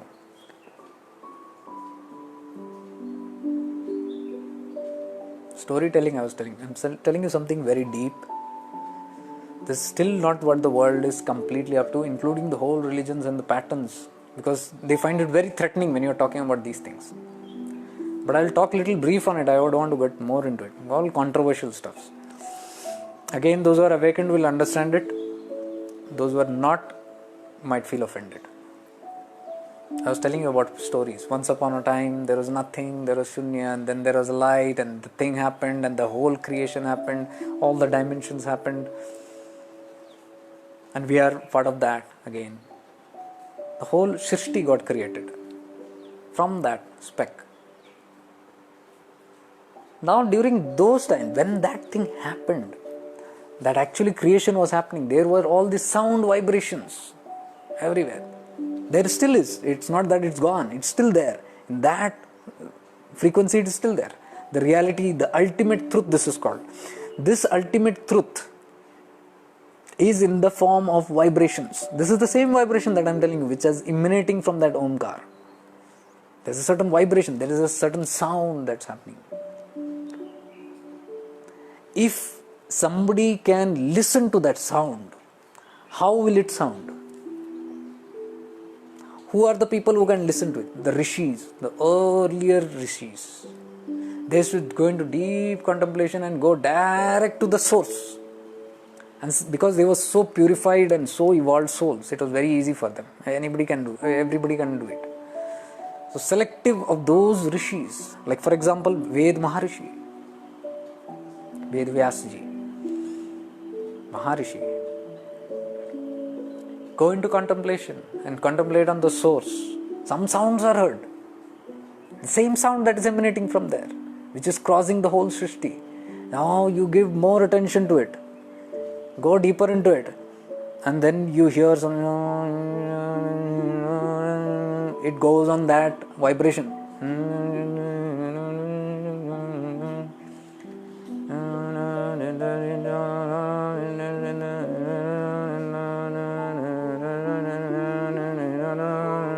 This is the tune that is happening. What is this? Have you heard this somewhere?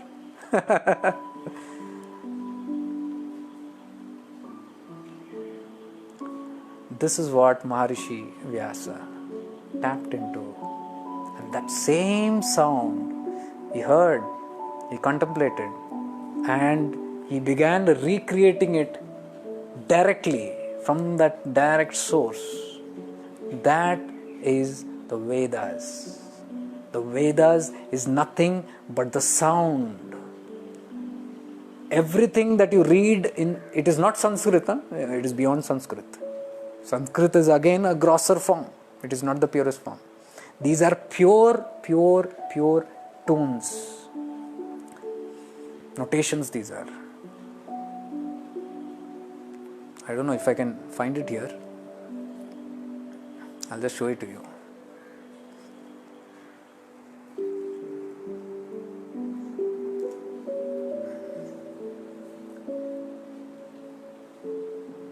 In that it's very deep. It's very deep. There are 3 notations in that. One is the neutral pitch, one is the high pitch, one is the low pitch. So it is not moving just in one flat note. It is moving beyond this in this 3. And that is when the sound, you must have listened to the chants, Vedic chants.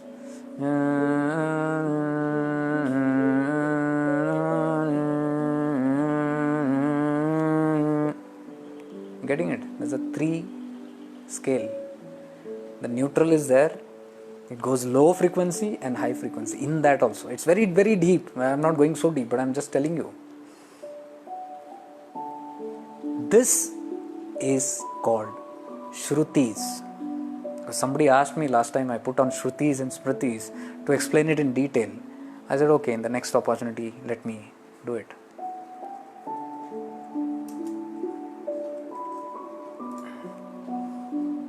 Let me just try to play something. GoDaddy of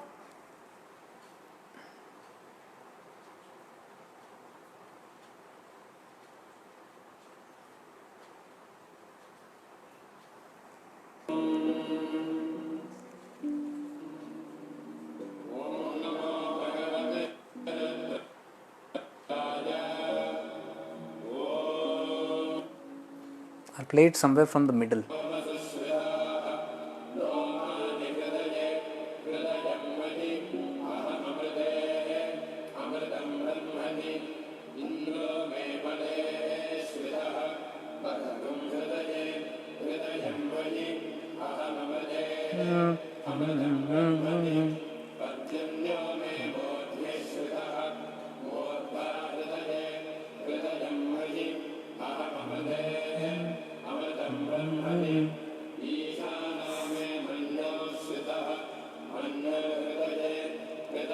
This is exactly,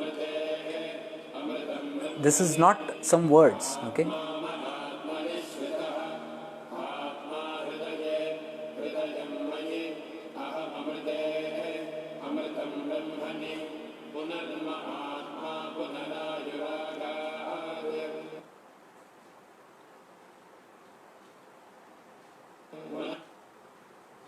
Okay, I'll just keep it on a low note. इसका volume थोड़ा decrease करता हूँ.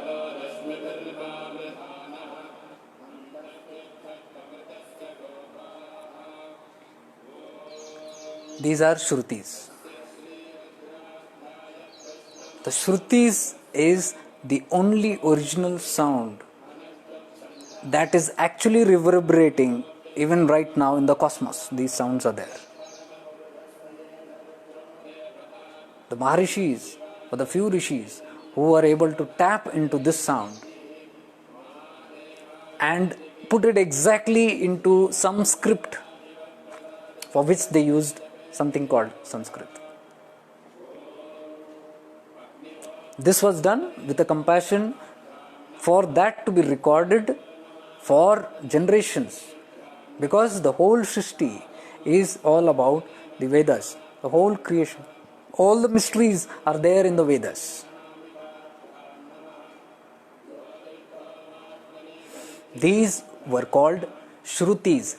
Anything that is in the original form, unadulterated by human thinking, Remember, now Ved Maharishi, Ved Vyasji, he did not put anything from his mind or ego into that script. What was coming, he channeled it and recorded it. Channeled and recorded. The original what is there. These are called Shrutis. This is the actual unadulterated form of that creator. The sound, the sounds. What is Murthy then? After the Vedas, हाँ सचिन तू है क्या? अच्छा लगा, तू है, बहुत अच्छा है. After that, the Vedas, the Upanishads came in. What are Upanishads? Upanishads are nothing but a consecrated form of the Vedas only. Vedas are too huge, massive. Everybody can't go deeply into that. Out of that, Vedas again, it was split into 4 by Vyas Maharishi only. Again, so that people get the sar of it, the soul of the Vedas, the Upanishads came into form. And the whole Upanishads are nothing but concise, precise, most important aspects of the Vedas. So if you even read the Upanishads, it is actually a compressed form of the whole truth, mysteries. From the Upanishads you can go into the Vedas. So Vedas and Upanishads are the same. They are both Shrutis. Full stop. The period of Shrutis ends there. After that comes Puranas. All the Puranas were also written by great enlightened beings like Rishis. But the difference is, the Puranas are nothing but storytelling of the aspects from the Vedas and Upanishads. The same truth had to be told in stories so that people understand it. Because the Vedas and Upanishads are too high. It was written somewhere in the Satyug time. Satyug. When everything was so pure, the Vedas. But in the Dwapar Yuga and all that, when the consciousness lowered down, and they saw that, the consciousness is going down, and the Upanishads and Vedas are losing its format, losing its essence. Another set of rishis came in and they began decoding the same truths from there and began storytelling. That's what I was trying to tell you. Storytelling. The whole thing is about story. We love listening to stories. They also knew. People will listen through stories. So if you see deeply, all the Puranas are representation of the same thing in their own formats. But unfortunately, as more and more versions came out of the Puranas, as time, many people started putting commentaries and putting in additions and all that into that. This is what I want to say. Till Vedas, Upanishad, Shruti, original, direct translation, direct channeling, not even translation, no touching of the human mind at all. It is direct channeling and recording. Puranas, it involves human mind. The human mind now, I am decoding that and talking it in my language. Like, for example, I am talking the same thing. This is my mind. This has the influence of my ego in it. Somewhere. I might be talking purely about Upanishads, but when I am putting a commentary, it influences my thoughts also, somewhere influences. So what I am trying to tell is, it's not in the purest form. It is somewhere, a little diluted, because the human consciousness, human mind is not as powerful, as pure as the cosmic mind. of the Supreme Mind. It has a taint of some gunas in it. And when gunas come in, remember, human mind, gunas. So when the human mind translates it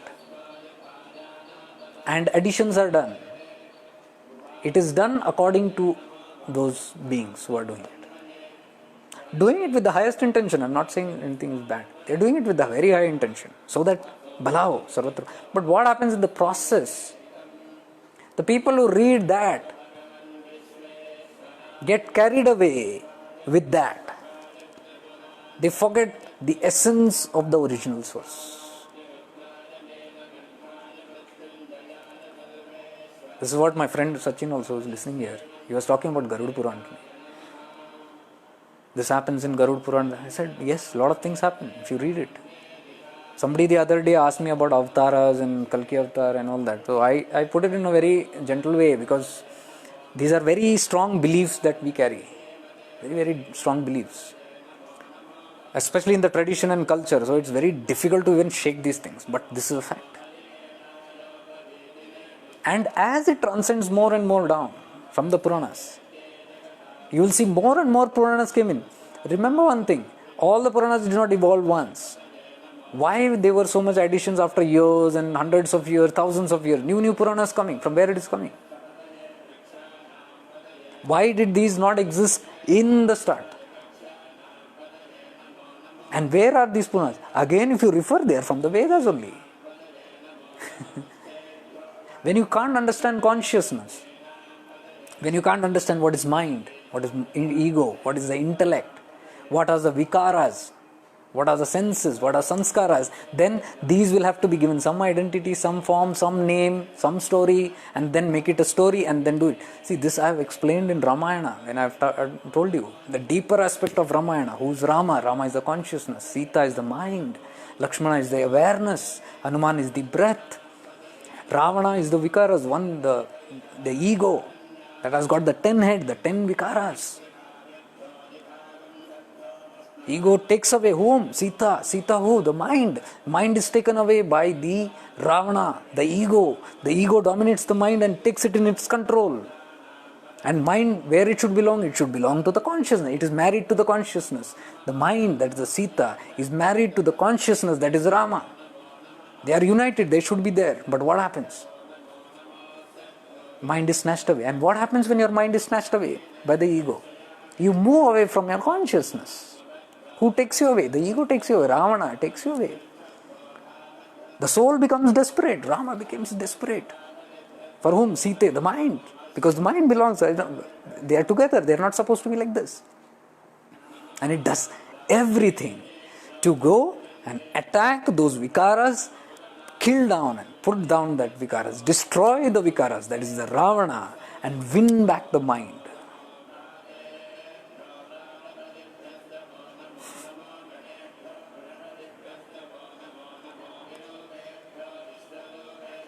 Awareness. Lakshmana is the awareness. He tells Sita, don't leave this circle. Lakshman Rekha. Rama, the soul is busy somewhere. Now you are alone. The mind is alone. The alone mind is as good as the devil's workshop. When the mind is sitting alone, that is the time when the ego will pounce on it. Till it is connected with the consciousness, till it is with Rama, it is safe. But the moment Rama has gone out, Sita is alone. Lakshmana, the awareness tells it, be careful, be aware, dear mind, Sita. Be connected, yogastu kuru karmani, be connected to your Lord. Stay in this circle of awareness, don't leave this circle. Lakshman Rekha. It wants. Don't do it. And the mind is aware. Yes, I should say censored. Sita says, thank you. But what happens? The next moment when the awareness moves away, that is Lakshman goes away. This is what happens to us. Awareness, till awareness is there, we even know, we are aware, we are far from our Ram. We are far from our consciousness. This mind is playing so many games. I am aware of all this. So my awareness tells me, be in limit, be neutral. My awareness gives me the buddhi, sadbuddhi, to decide and discriminate what is right and wrong, walk the path correctly, cautiously. But the moment the awareness goes away, savdhani hati, durgatna ghati, means your attention is taken away and the mishaps have happened. That is what reflects in the Ramayana, my dear ones. That Lakshmana moves away, Sita is alone, and now vulnerable. It's an empty mind, consciousness is aware, far away, awareness also is away. Now is the vulnerable time, the ego sees it, the Ravana sees it. This is the time now to catch on the mind.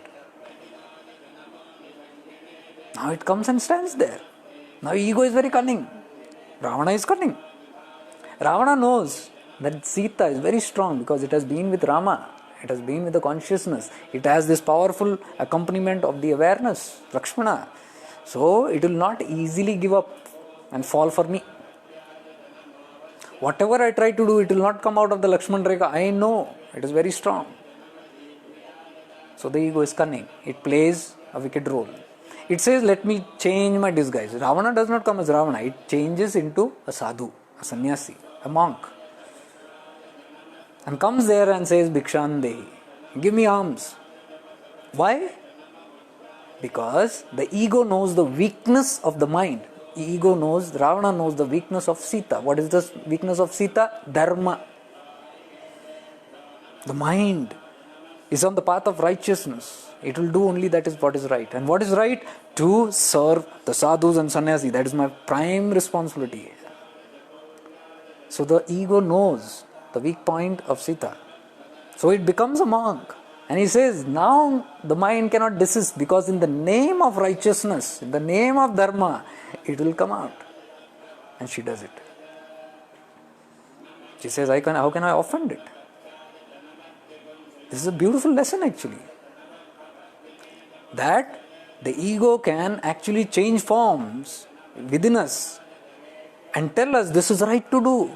It is your dharma, you are supposed to be doing this. But if your buddhi is not sharpened, if your discrimination is not right, you will fall for it. Like Sita fell for it. She came out of the Lakshman Rekha, and see, you come out of the ring, the Rekha, and the Ravana catches it and takes it away, snatches it away.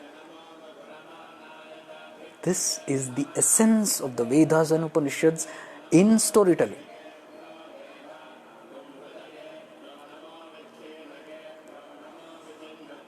It is understood very deeply. It is understood very clearly. The whole of all Puranas, if you see, is related deeply with this.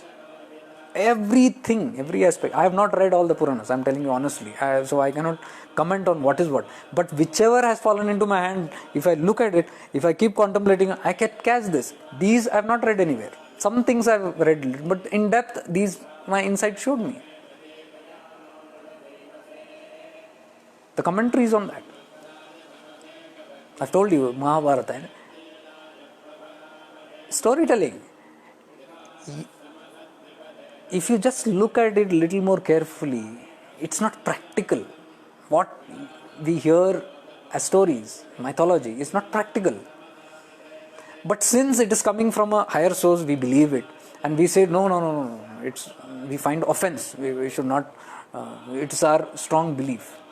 It is not made for you to fall into some belief of fear or greed. I am believing in the mythology because I am scared. If I don't believe, then what is written in the Garuda Purana will happen. Horrendous things are written in the Garuda Purana. This will happen, that will happen, this will happen, that will happen.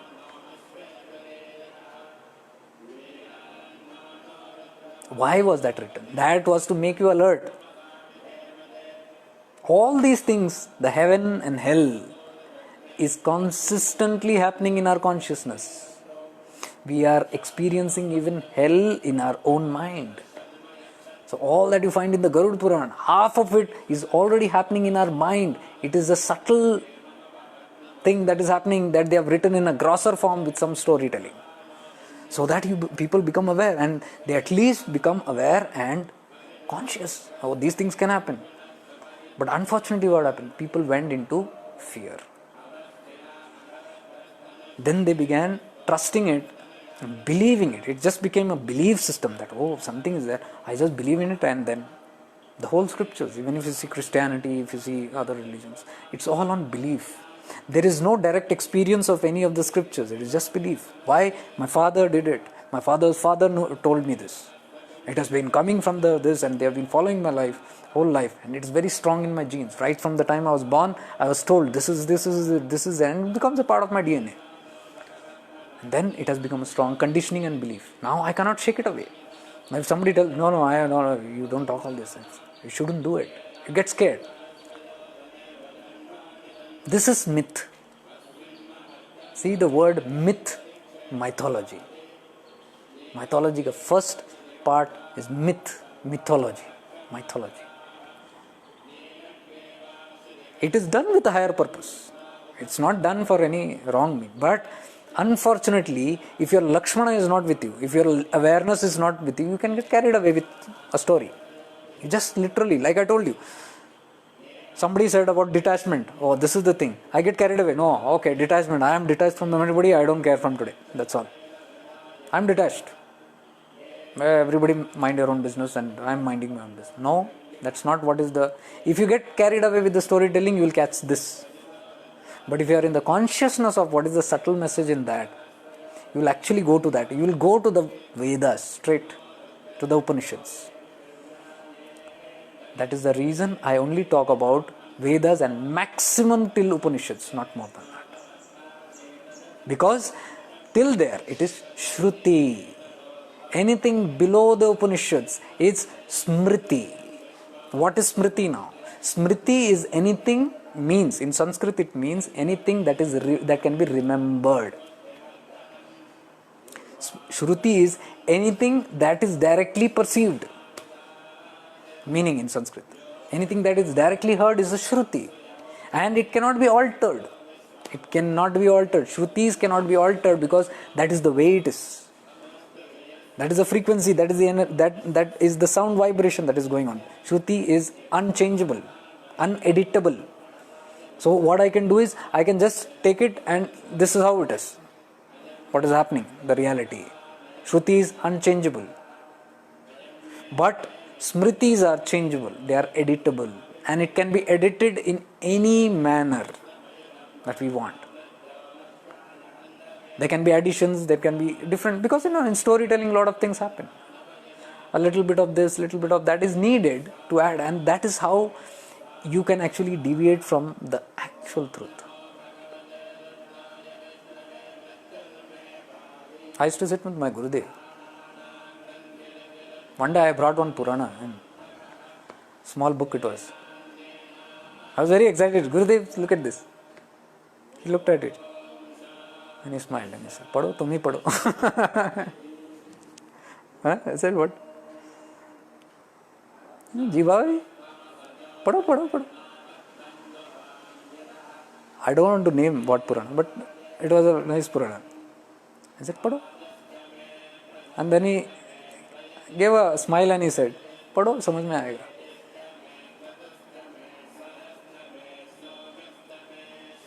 He used to always advise Vedas and Upanishads.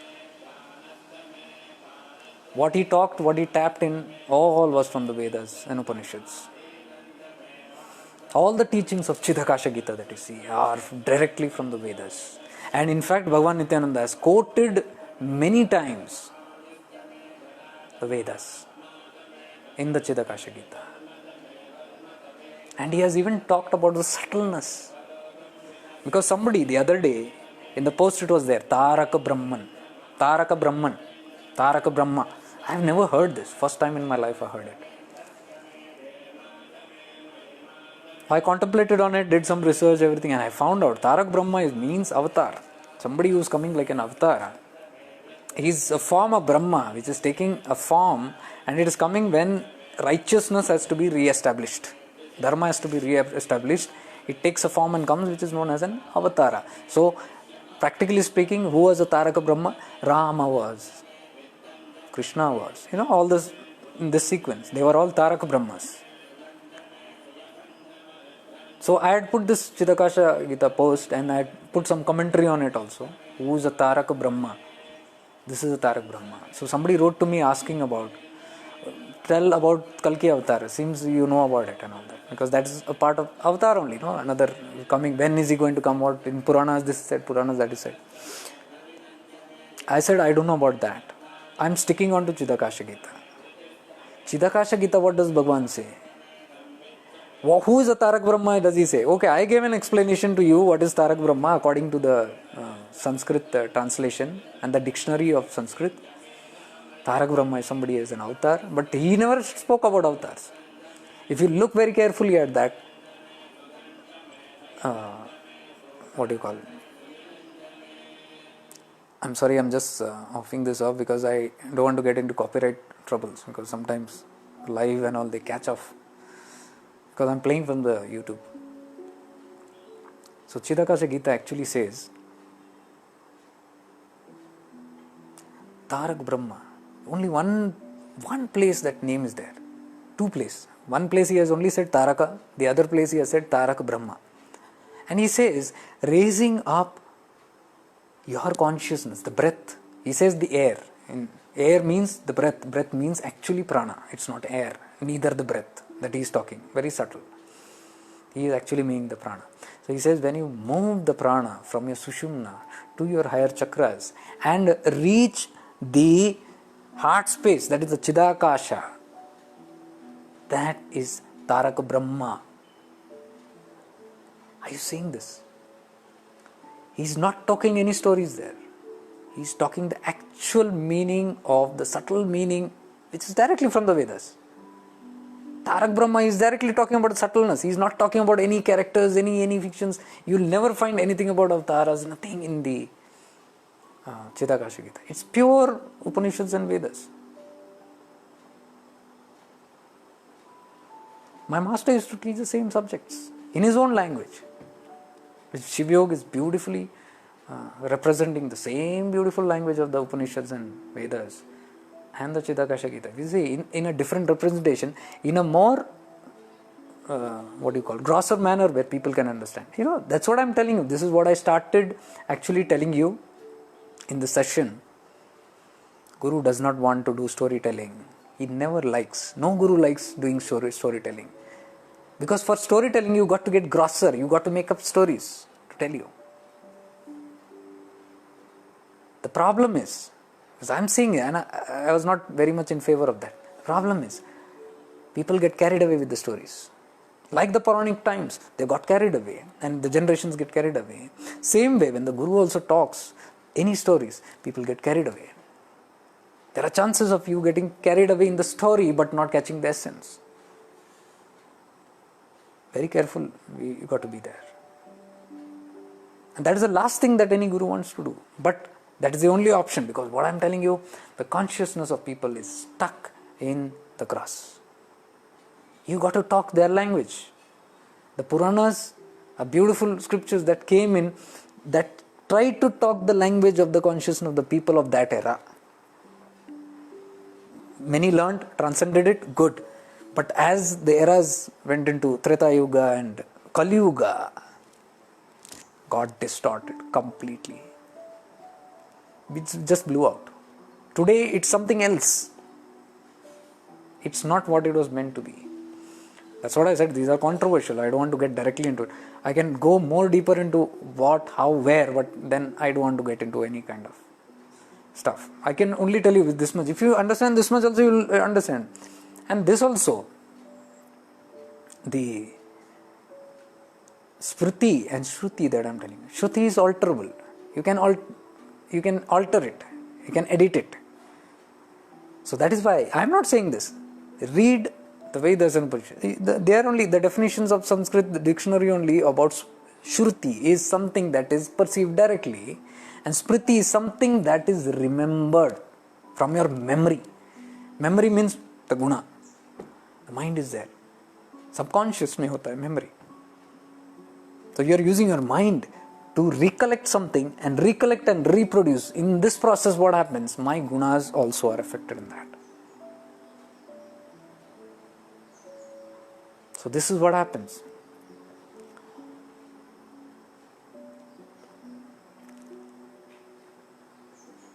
I remember when I was in the ashram, I wanted to read this book, that book. I was told to read the Avadut Gita. The high scriptures. Avadut Gitas are all bits and pieces of these Upanishads. Small. Because Upanishads also is so big. So huge. So out of that again, small chapters came out. Avadut Gita is one of that, which is in the tradition of Avadhutas, the mystics. All the mystics follow that. Read it and see. Read it and see where is anything about storytelling in that. There is no storytelling, let me tell you, my dear. All these directly which have fallen down from there without any masala.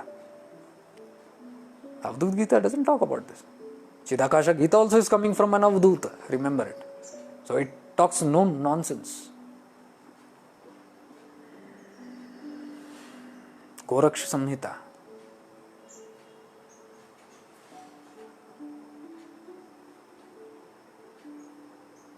Vairagya Shatakam.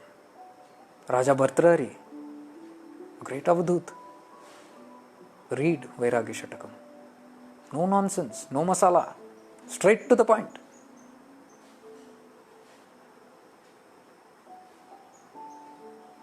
The only two epics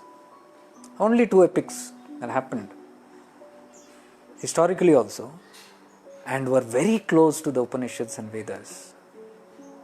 Not too much adulterated, or I wouldn't say distorted. Two beautiful scriptures, the Bhagavad Gita and the Ramayana. The storytelling, very beautifully, very intrinsically done. It is impossible for normal human beings to put every part of Ramayana. All the characters, you see Sugriv, you see Vali, you see Hayagriv, who's that lady, Kaikai. And all these people, all these characters that are there, small characters also, Bharat, they all have some play in the play of consciousness. It's all about life. It's all a representation of life. This is how even the master was constantly decoding Durga Shapsati and bringing out in the unadulterated form the actual meaning of Durga Shapsati. What is Mahishasur? He used to explain what is Mahishasur. Mahishasur is nobody but the ego. Slaying of the demon, does it come on a buffalo and all that? Buffalo is given different examples. They are all playing some characters. We get stuck in the character. I've seen the beliefs and it's so blinded. There were posters of Mahishasur Mardini. So people were putting tilak on Ma Durga. Yes, understood. It's the Shakti, form of Shakti. What is the Shakti? In us only, that Kundalini Shakti. When it rises, Ma Durga rises. And the ego is slain. That is the whole story about the Durga Shapsati. How it slays. And all the Shumb, Nishumb, so many evils are there, demons are there. Shumb, Nishumb. The hearing. Kaan mein do demons. It is given. 2 demons inside the ears. Is it possible? Is it practical? No, we believe it. That's not the meaning, my dear. 2 evil in the demon. The evil of listening to praise. The evil of listening to negativity, gossips. 2 kaan ke mele. That is what the subtle thing is. So they couldn't directly understand. So they made a character and they said 2 demons inside the ears. There are 2 evils. And it shows how Ma Durga fights Nishumb. And we can get carried away with the characters and the play and all that, forgetting the actual thing. It is actually talking about our Kundalini, our Shakti that is rising, our consciousness.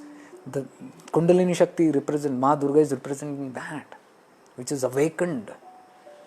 When she is awakened, she becomes ferocious and she is no nonsense. She is not in a mood to listen to anything. Only when she is awakened.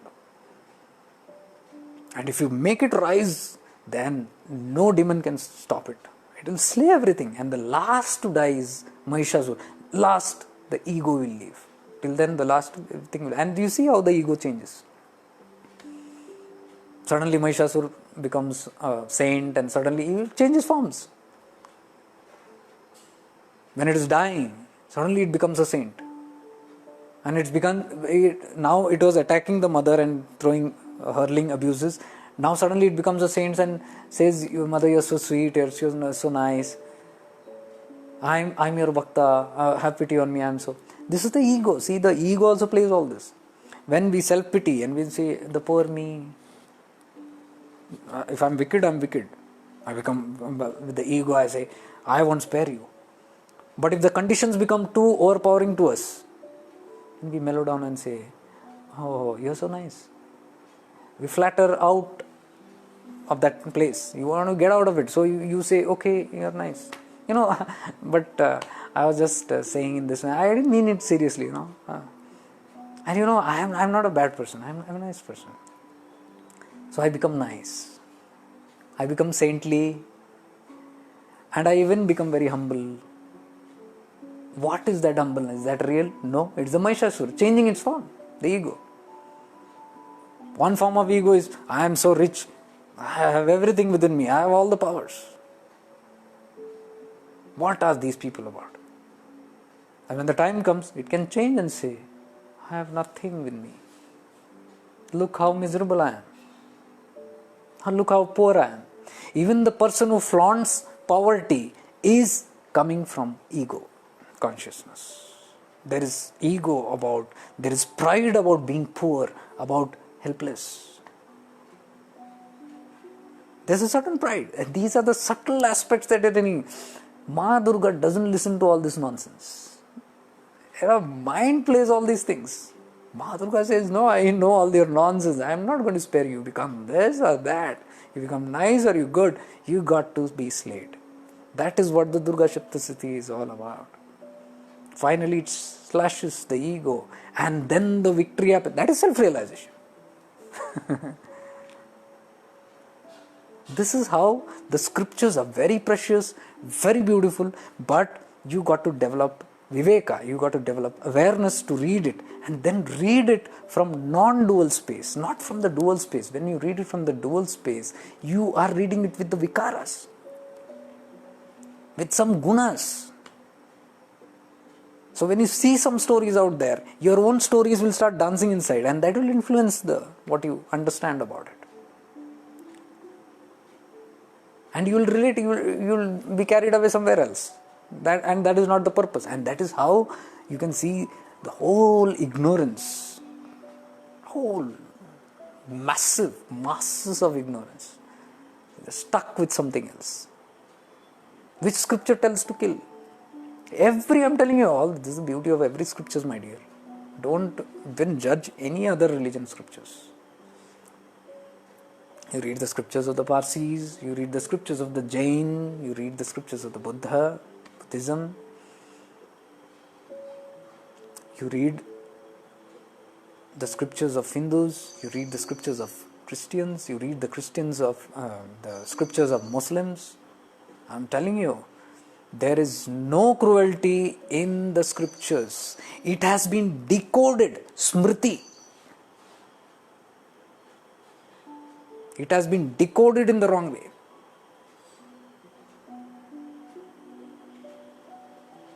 In certain religions, scriptures are there. Slash the head of the evil, and you will go into heaven. People literally begin killing each other. Vikaras, the gunas are affecting there. My vikara says this is evil, kill it. Scriptures are telling. Scriptures didn't mean that. Slay the head means head is ego. When you go to temples, why do you break a coconut? Why? Coconut represents your head. You look at your head And see, even in Chidakasha Gita, you will find a mention of coconut and head. Chidakasha. Your head resembles a coconut. It has got a hard shell, it has got a softer, it has got water in it, it's got fluid in it. So when you go to a deity or worship, you break the coconut as a symbol because you can't break your head. So you say, this is my ego that I carry. Ego is here only, above this. Below this, there is no ego. You try to sense it. We demonstrated in one practice where we tried to locate where the soul is. And finally, after doing that 5 minutes of practice, we came to a conclusion experientially, not just by listening to me. You yourself experience it is somewhere around this area. The whole thing is here only, in the head only. If the head is there, everything is there. The stories of Ganesha having the elephant head, it's all got deep meanings, my dear. Deep meanings. It's not just what we see. Very deep meanings. There's no time to go into all that. But I'm telling you, this represents the ego. So when you go to a temple, you first break your ego. You say, I am nothing here. Because only then you transcend that. Because the ego prohibits you from meeting the divine. So as symbolically you break the coconut and say, my head, my mind, my intellect, my emotions, all the brashta buddhi which is there, I'm smashing it here. My ego is smashed here and I'm coming here with surrender, openness, purity. That is the symbol of the coconut. Now you tell me, how many of us think about it when you're breaking the coconut? No awareness at all. It has become just a mindless ritual. Ritual out of fear or greed. I break a coconut because if I break a coconut, I'll get something from there. Something I'm going to get benefit. Or the other is, I break a coconut out of fear. If I don't break, God will be angry with me. Something might happen. So, I got to do this custom. Evening I do this puja agarbatti. I got to put lamps there. I got to do this. Time to time I got to do. If you go very deep and see, why are you doing it? Why are you doing it? Ask yourself. You'll see it is out of greed or fear. Both these. Only when you transcend these two things is the actual non-dual tattva. You are actually doing that thing. If you are motivated by, inspired by greed, you want something, or you're doing it because you're scared, because all your generations have been doing it, and it's like upshakun or something, and you're scared of it, and then you do it, those both are conditional, and those both have impurities. Impurities in what? The bhava. The intention is impure. The benefits, the rewards will be impure. What you give, you receive. How to receive the more pure? Go in the purest form. Transcend these dualities. These both are dualities. Transcend it. And then do it. How will you do it? You got to develop your awareness. Your awareness will give you access to your higher wisdom, your higher awareness. And higher mind will take you to everything that is higher. I'm telling you, it will take you to the Shruti straight, without any dilutions, nothing. And you don't need it. The only thing is, because of our unworthiness, feeling of unworthiness, we always think that there needs to be somebody who will decode this thing and tell us. That is how once upon a time, all these sacred scriptures, including the Vedas and Puranas, and even Durga Shapsati, were read only by Brahmin priests. Nobody else could read it. Why? Because it was in pure Sanskrit. And Sanskrit was only gifted to Brahmins, who were born as a Brahmin. And so, only the Brahmin Pandits knew it. Nobody else knew it. Why? Worthiness. You are not worthy for it, we are worthy for it. And everybody believed. Yeah, we are not worthy for the scriptures. We cannot touch it. Why? I'm dirty, I'm impure. Why? My parents have told, the society is telling, everybody is telling here. The whole system tells me this from the time I was born. And so I believe. I am not good for nothing. I don't have access to that. It is a sin to access. To be a Shudra. Then I live my life depending on somebody, wherever possible. Somebody decode it for me. Why? I can't decode. No, I don't have the right. You have the right, no? You are the precious child of that Guru. You are the precious child of God. You do it. You? No, I don't have it. Where I am not worthy. Look deep within. Subconscious. It will tell you this. I am not worthy somewhere. That is why I don't even attempt. Because all my DNA is vibrating with these teachings that I have received right from childhood. That this is not our game, our cup of tea. This all went on after the Puranic times. This all went on, and then idol worship came into place, and then everything, duality becomes so strong. Everything becomes very grosser and grosser. From the subtle, it became very gross. And then they saw everything was damaged. Everything was polluted. That is the time when Siddhas started coming. The Siddhas. Okay, electricity is gone and that's running on battery. It might conk off. I don't know. But I am continuing. That is the time the Siddhas came. And that was a new generation. A new era of where all the Siddhas started coming. And Siddhas came out. And what did the Siddhas do? Think about it. These are very deep, dear ones. You will find it nowhere. You search for it, you will find it nowhere. The Siddhas came, and what did they do? You know who the Siddhas are? All the 18 Siddhas and all the great ones. Tirumularji, Agastya Mahamuni, all these people are Siddhas. These are a different clan of generation. They came. Why did they come? They came to break this grossness, because they saw the human consciousness now had gone from storytelling, now gone to deep slumber and ignorance. So the Siddhas came in. And what was the method of the Siddha? Siddha Marg, what we are talking right now.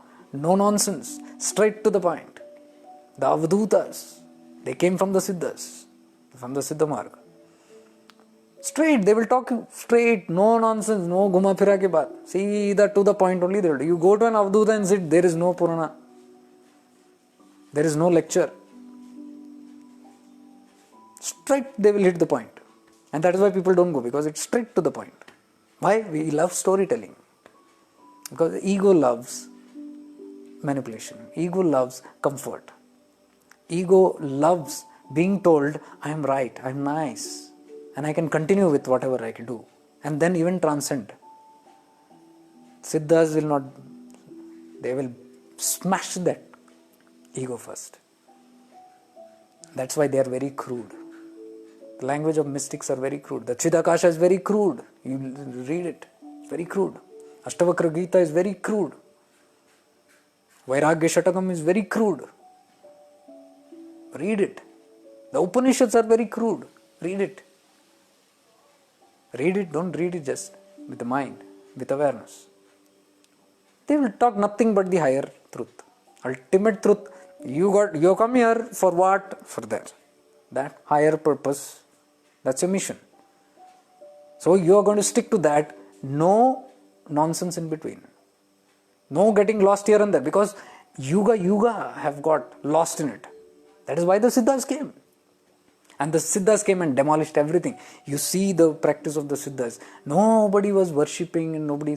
as the Siddhas came, became more and more subtle. The worship and all went.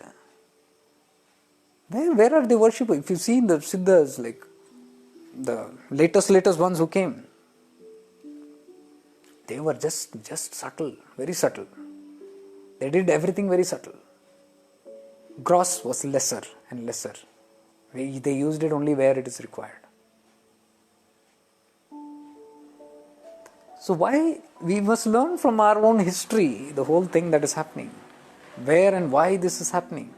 This has been happening for yugas, from the cycles.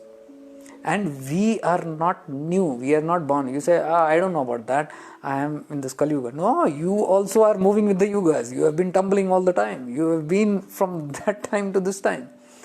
You are in the story, you are in the loop. You have seen all this, you don't remember it, that's all. So, these are some forms which remind us. So, be wary about the Smritis. Shrutis and Smritis.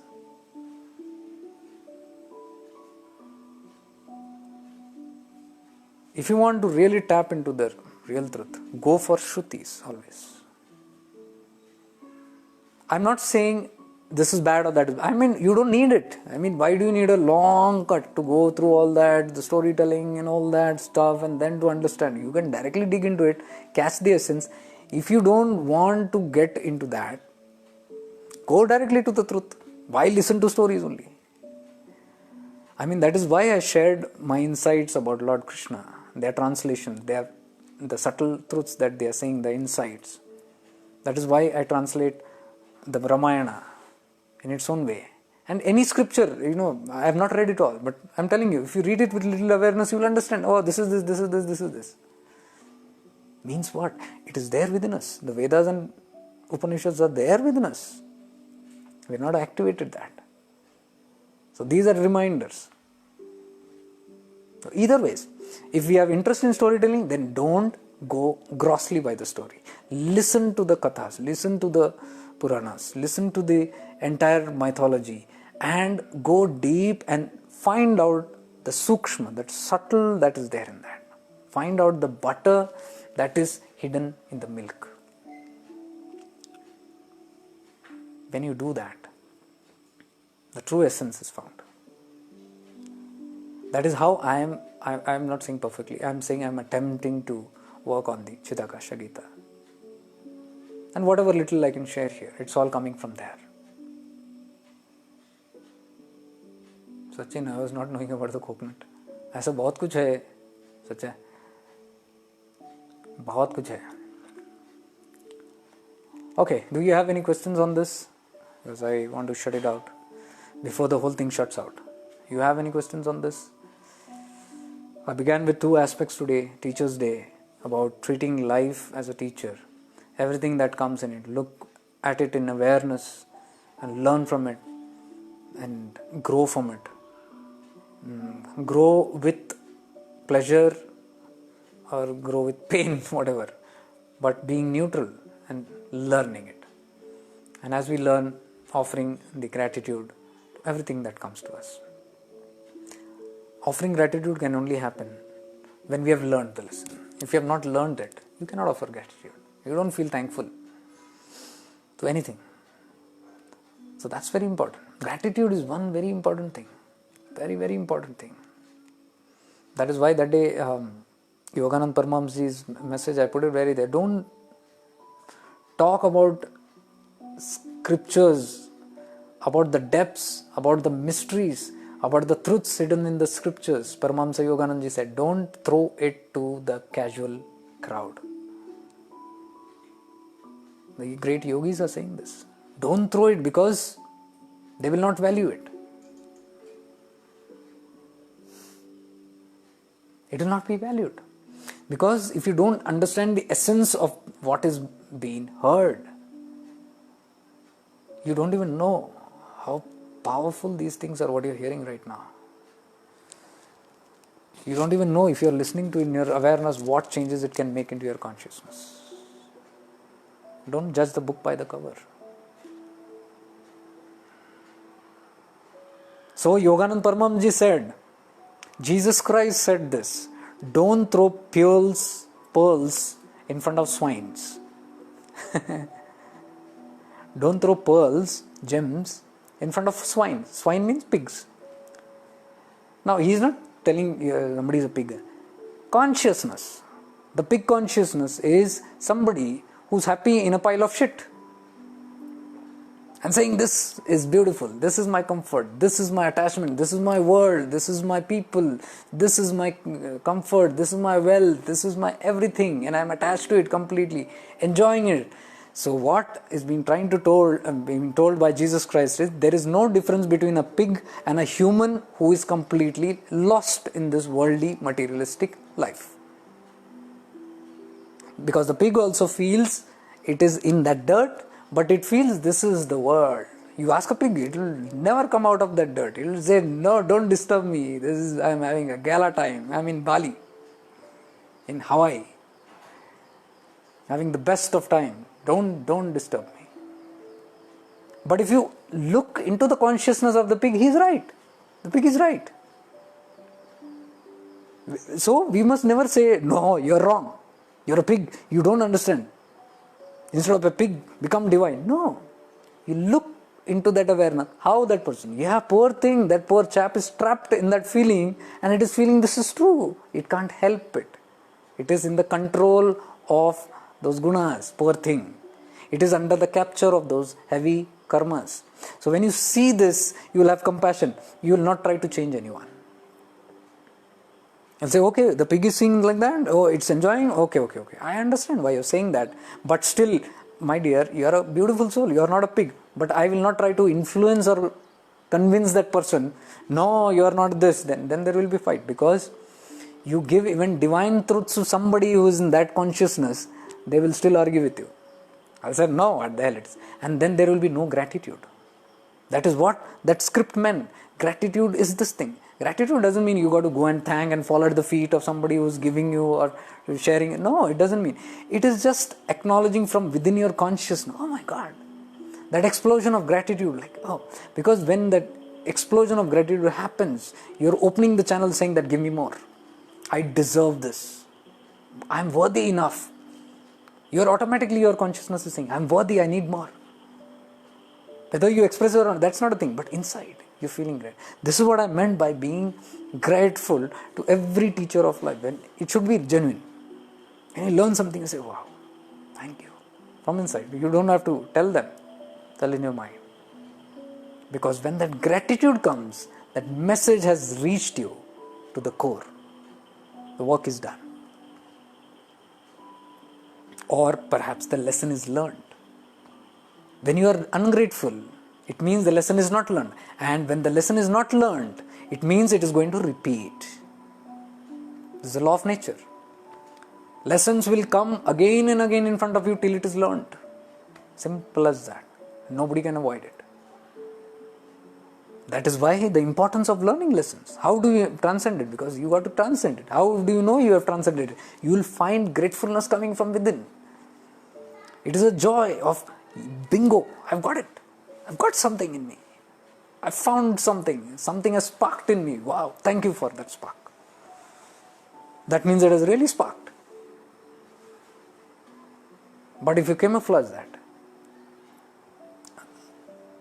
it's like what Jesus said. You throw pearls in front of swine. What do the pearls look like? The pig might look at the pearls and all that and all. Okay, good, it might play with it and all that, and still it will be lost in that. No change will happen. So he said, be very selective with whom this is being shared. And that's one reason I told you.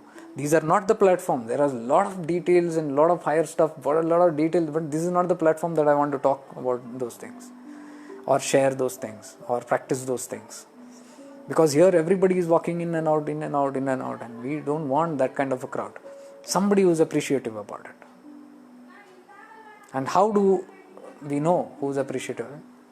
Your reactions, your emotions, your feelings, everything shows up. If it doesn't show up or it's not being seen, then it's fake.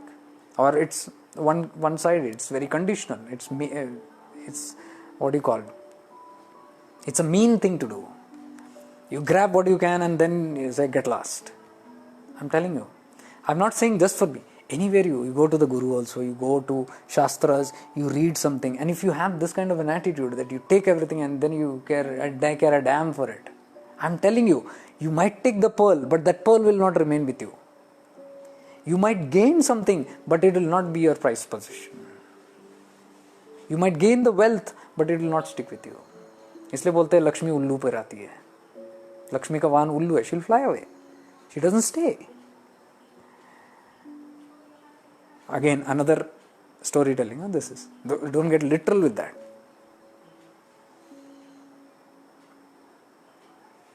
So you need the Narayana to balance that.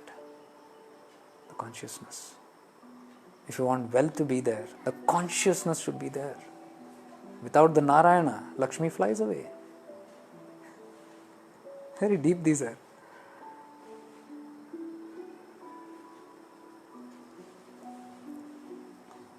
So anything that we take it for granted, you might be saying, oh, okay, fine, I am getting something. I've seen many times in the Guru's vicinity and all, the people are there. Hook or crook, they want to get in, and hook or crook, they want to get some knowledge. Hook or crook, they want to crack in some codes, passwords, and get in things from here, there, share it from here, underneath the table, and whatever you call it, cracking things and stealing it, and then believing that I have found mystery. You have found it, but it can never be yours. It comes with a code, it comes with a key, always. All the higher stuff comes with a code. It comes with bhava. The key is the bhava. If the intention is pure, you will be able to actually unlock it and use it in your life and get benefit out of it. If it is not, you will have the illusion that it has come to you. You will feel great about it. But sooner or later, you will realize nothing has happened. That is why I see so many people stealing this, they're doing this. Where are they? What has happened? Nothing is happening. How? Because the intention itself has gone wrong. Why are we not realizing that? It doesn't come. Wisdom doesn't come just like that. There's a price to pay. I'm telling you, there's a price to pay. And when somebody charges you for that, I don't deny it. It's an exchange of energy. Everything in the human consciousness, everything in the cosmos is an exchange that is happening. Nothing is for free. Even the breath that you're taking is not free. I've told this many times.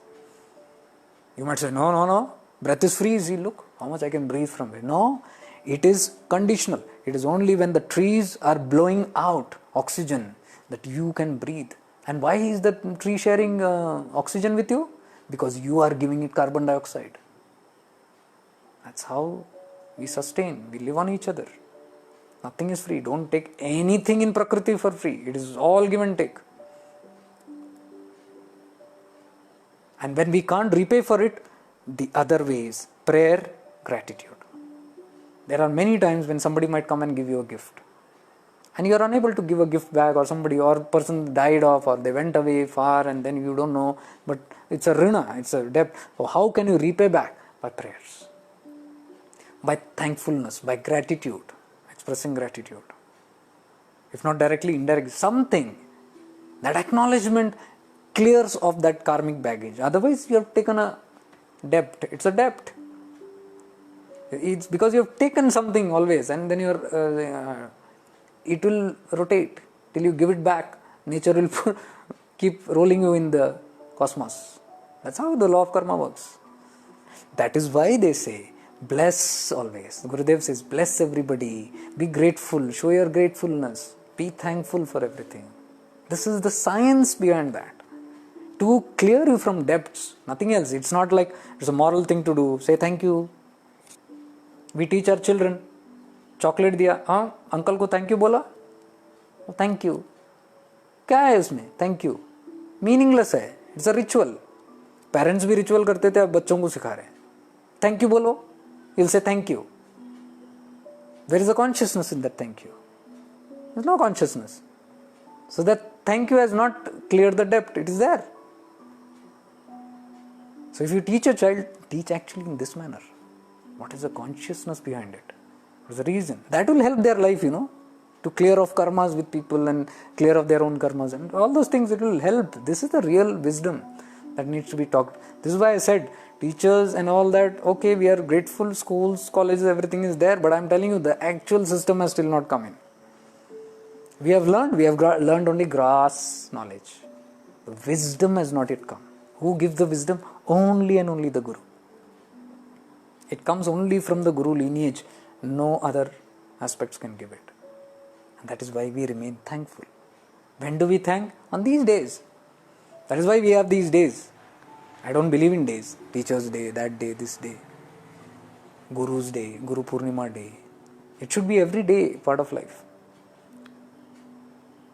Because if you go in the customs of Teacher's Day, Happy Teacher's Day, you will not even look at teachers or even think of teachers for 1 year. 364 days you are absent. 365 days you say, oh, today's Teacher's Day. And then I think of all my teachers. Then I think of, you are in unawareness. It's gross. Whereas if you remove this crap system of this day, that day, from your life you erase it, then what happens is, every time you see something, you will see a teacher in them. Every day is a Teacher's Day. Say, thank you for teaching me something. Automatically it's a teacher's day for you. Whether you celebrating his teacher's day or not, you say thank you for teaching me something, that person has become a teacher. This is what Avadhut Gita is about. This is what Lord Dattatreya teaches. 21, 24 gurus. An insect is a teacher.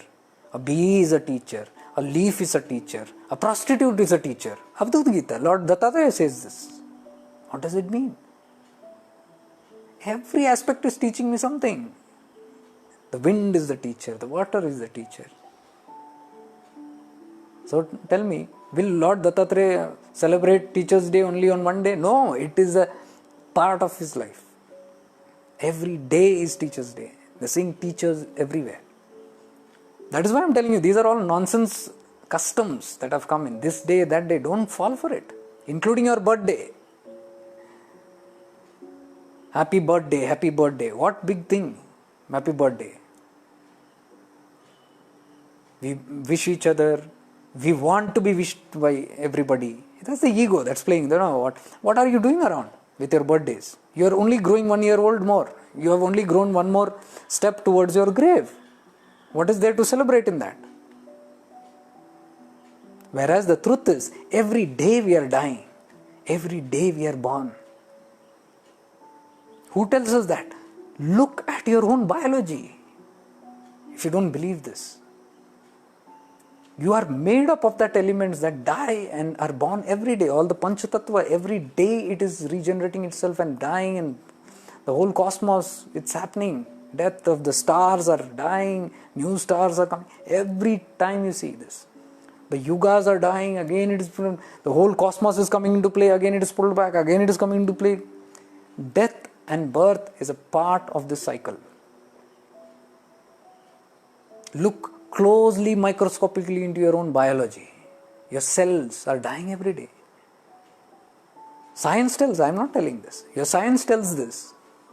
Every second, so many millions of cells are dying. And if they're dying means, if they only die means, all your cells will be dead and then you're gone. No, it doesn't happen. When they're dying, simultaneously they are being born. New cells are created. Every single day, every single moment, this is happening in our bodies. Every few days you have a new organ. Every few weeks you have a new organ. Every few months you have a completely new organ. The liver is completely new. The stomach is completely new. The heart is completely, it is regenerating itself completely. Cells are dying, new creating. Then why does that disease stay? Because the consciousness has not changed. And attributes, those gunas which are there, that has not changed. That is polluting the cells. So new cells are coming very bright and very lively, but the dirt which is there in my consciousness, that is immediately putting impurity to that, and it is polluting the cells. So that cell becomes diseased. That is how the organ keeps the disease with itself. Despite the opportunity of the new cells coming in, the consciousness is not changing, nothing will change in the disease. See, this is pure science, this is pure biology. Now you tell me, every moment you are dying. With every breath, you are dying. The whole part of you, the parts of you, the whole system in you is dying and is being born. Where is this happy birthday business once in a year? And by the way, when you are eternal, you are neither born and you neither die. This is all what the Shastras say, and the highest ultimate truth says this. Then why are we falling for it? Practical spirituality. He said, we know the Shastras. Oh, we know. Who am I? I am that eternal I. Never born, never died. Nirvana Shatakam of Adi Shankaracharya. Beautiful. I was not born, I will never die. Then if you were not born, what is this happy birthday? Think about it. So, on one level, we have this awareness of these beautiful insights and truths. On the other level, we don't live it. This is when the conflict happens inside. We know something, but we don't live by it. When we don't live by it, there is no change, there is no transformation. Only when you know it, Plus, when you live by it, the 5 tattvas can be transcended. There is a chance, there is a hope to transcend. Without that, there is no hope. The consciousness might be dangling up and down here only. We might feel it's moving. No. Until all the grossness is removed. How do we know? Every moment, every new moment, you should become more and more subtle. You should reach to subtler truths, not grosser. Every day if you find yourself getting more and more into all these customs and rituals, and now, previously it was only happy day, happy birthday, now it is happy dog day, happy cat day, happy girlfriend day, happy father's day, happy mother's day, happy son's day, daughter's day, grandfather day, this day, that day. It's gone on. Doctor's day, veterans day. It's bullshit, guys. It's just bullshit. It's got nothing to do with spirituality. It's got nothing absolutely. These are just what you call time pass plays. Don't get into time pass. You will get flowed with it. If you're serious to the point of transcending your tattva, then don't fall for all these tricks and gimmicks. You will be opposed. You will be a black sheep in the whole system. Everybody will see you as what kind of a nut is this? The mad person. This is a mad person. That is why the mahabhootas are called mad. Mad person. Those who speak the truth, those who are just themselves, without any filters, without any nonsense, those who live that kind of things. Because when I don't celebrate birthday, nor do I encourage it, nor do I even wish anybody, I am treated as a crazy person. This is a crazy person, this is not of this world. Yes, definitely I am not in your world. It's crazy, it's called crazy. Now, you will fall for it. Oh, somebody has called me crazy, and they are telling, I am not part of this herd mentality, this whole herd which is moving so strongly. Everybody, I also got to be a part of this herd. Why? Because I want to be appreciated, I want to be acknowledged. So then I move with the herd. That is called herd mentality. I don't believe in it, I don't trust it, I don't like it, but I have kya karna, you got to do it. If you want to be a part of the society, you got to do it. Then do it, my dear, and remain stuck. Or have the courage to say no to this nonsense. It's difficult. Why do we don't have the courage to say nonsense? No to it? We fear that we might be rejected. We might not be taken one among them. We might be thrown away. If you have fear of being alone, then only this problem will come. Then you will listen to everybody. Out of fear or greed, again, fear or greed, you remain stuck to the herd system, and then you say what the maximum says, that is it. Today in one of the Advaita group, somebody had put that. In the Advaita group, somebody had put this. They said, somebody asked a question. It is a great Advaita group, very, very nice people are there in that. Somebody just thought-provoking. What if the whole lot of spiritual people are crazy behind something, is believing in something that does not exist? It is just a madness which all are following. It doesn't exist, but everybody, what if it is that? So there were many discussions about that. No, how it should be this, how it should be that. I just put a comment there. How does it matter anyways? What the crowd thinks, what the mass thinks. Most of the masses feel spirituality is stupidity, and some feel spirituality is everything. Now, why do the opinion of people matter to us? Opinion of people will only matter to us. Opinion of the masses will only matter to us when we are not sure of what is our experience. When we have not experienced it ourselves, then we shake and then we say, oh, maybe that is true. Maybe this is all stupid. Maybe it's a nonsense. And when you go into that herd mentality, sure shot, you are gone in the flow. Today you will flow here, tomorrow you will float there. You are just tossing and everybody in the herd is throwing you here and there, and you are going with that flow. That is not what we are supposed to do here on the path. On the path, you got to be focused. Upanishad. Upa means up. You got to be focused up. Upwards. Yesterday or today I was writing Chidakasha Gita, some upcoming verses. In that he said, your mind should be focused always on the Shiva consciousness, not on Hari. He said, let your mind remain not on Hari but Shiva. He says, oh Hari, throw your ego.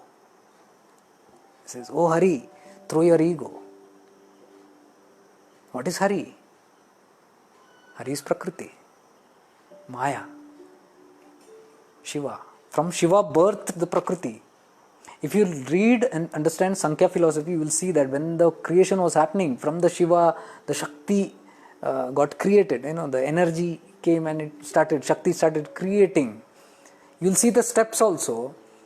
Before all these things coming, even the Prakriti coming in, there was something that came in, that is ego.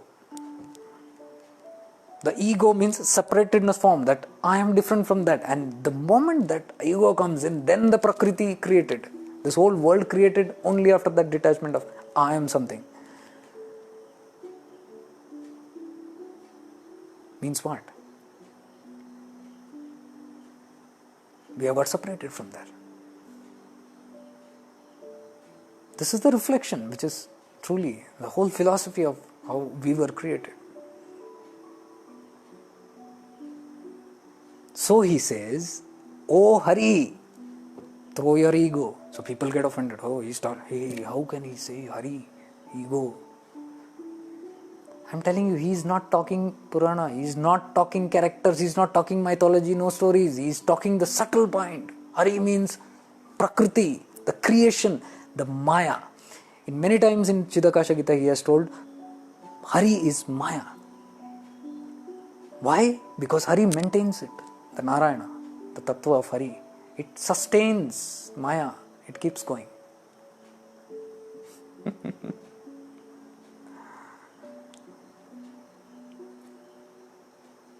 Brahma, Vishnu, Rudra, Shiva. Hari keeps it going, Shiva destroys it. Destroys what? Illusion. That is when you return to the source. So he says, keep your mind on that tattva, the source. Don't see the rivers, he says in Chidakasha Gita. Don't look at the rivers. Rivers are this river, that river. It is flowing this way, that way. It is going ulta, it is going upward. It is dirty river, it is full river, it is mucky river, it is clean river. Don't focus on the rivers, but see the source from where it is coming from. Where does the river begin?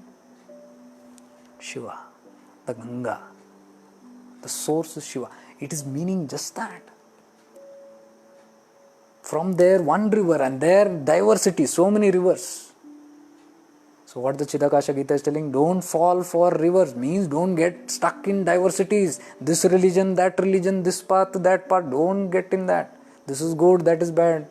Don't get stuck in the river. See the source from where it is coming from. This is what is meant.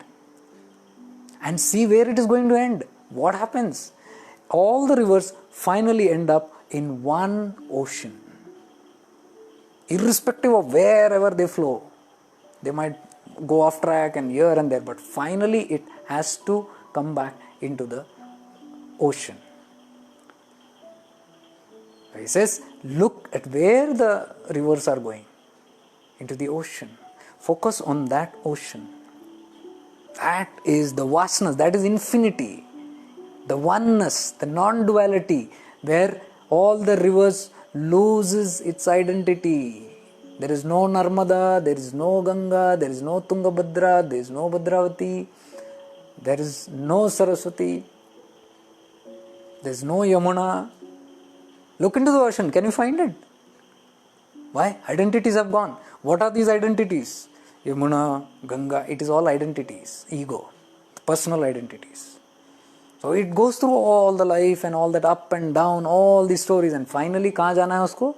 It goes into the infinite, where it loses all its properties and it becomes one.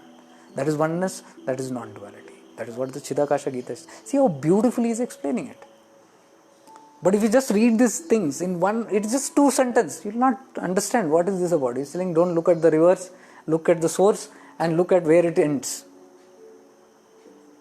If you contemplate, this is what is meant by. People ask me in many messages, how to read the Chidakasha Gita. This is the way. You don't run by saying that, rush about, I have read 10 pages today. No, it doesn't matter. There are times when you can sit with one verse for weeks also. One verse.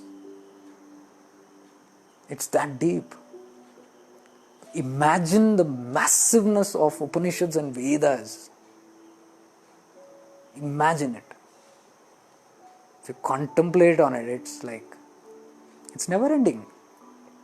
So what I'm trying to tell you is, all these details are already there in the Vedas and Upanishad. That is the truth of life, ultimate truth, the secrets, the mysteries, whatever you call it, everything is there. When we forget it, then different stories happen. The Puranic Kal comes, then the time of Siddhas come, then the Avadhutas come, then all these things keep on happening. Then religions come. Religions was at the time of the Siddhas. When religion took very gross form, that is when the Siddhas came. If you observe very carefully the Siddhas, they don't belong to a religion. We might call them Hindu. They will not say I'm a Hindu. They will not link with any, they will not even say Sanatana. It is nowhere there in the scripts of Siddhas. I have read the Siddha scriptures. No one has talked Sanatana also. Why? No identity at all. Straight from there they came, tell the truths, go back, that's it. Hit on.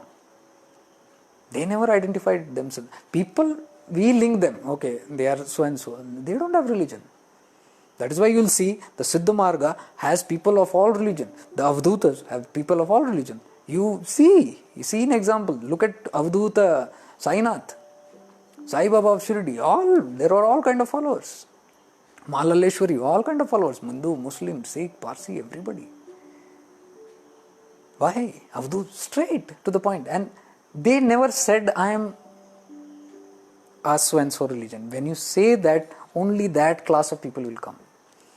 When they don't identify with that, everybody will come because it is unconditional, open doors for everybody. And this is the truth. Why are they doing it? Because that's the truth. They want to tell it in practical examples. This is the truth. But we don't learn. The Maya is so strong, I'm telling you. The ego is so strong. And the cultural beliefs and systems that we have in our DNA is so strong. I'm telling you, people, when I talk to them, they say yes and their consciousness bubbles up, but somewhere inside them the conditioning is so deep, they regress back to it. They regress back to it. This is because they are not putting up the courage to stand up for what they believe. It is not a revolution. You don't have to tell people, you don't have to talk to people. You stand up for yourself, that's all. You stand up to a truth. This is the truth. I am living my truth. Today I live my truth. Irrespective of what people say, what people do, however I am criticized, however I am looked at, I don't care a damn. I am living this ultimate truth.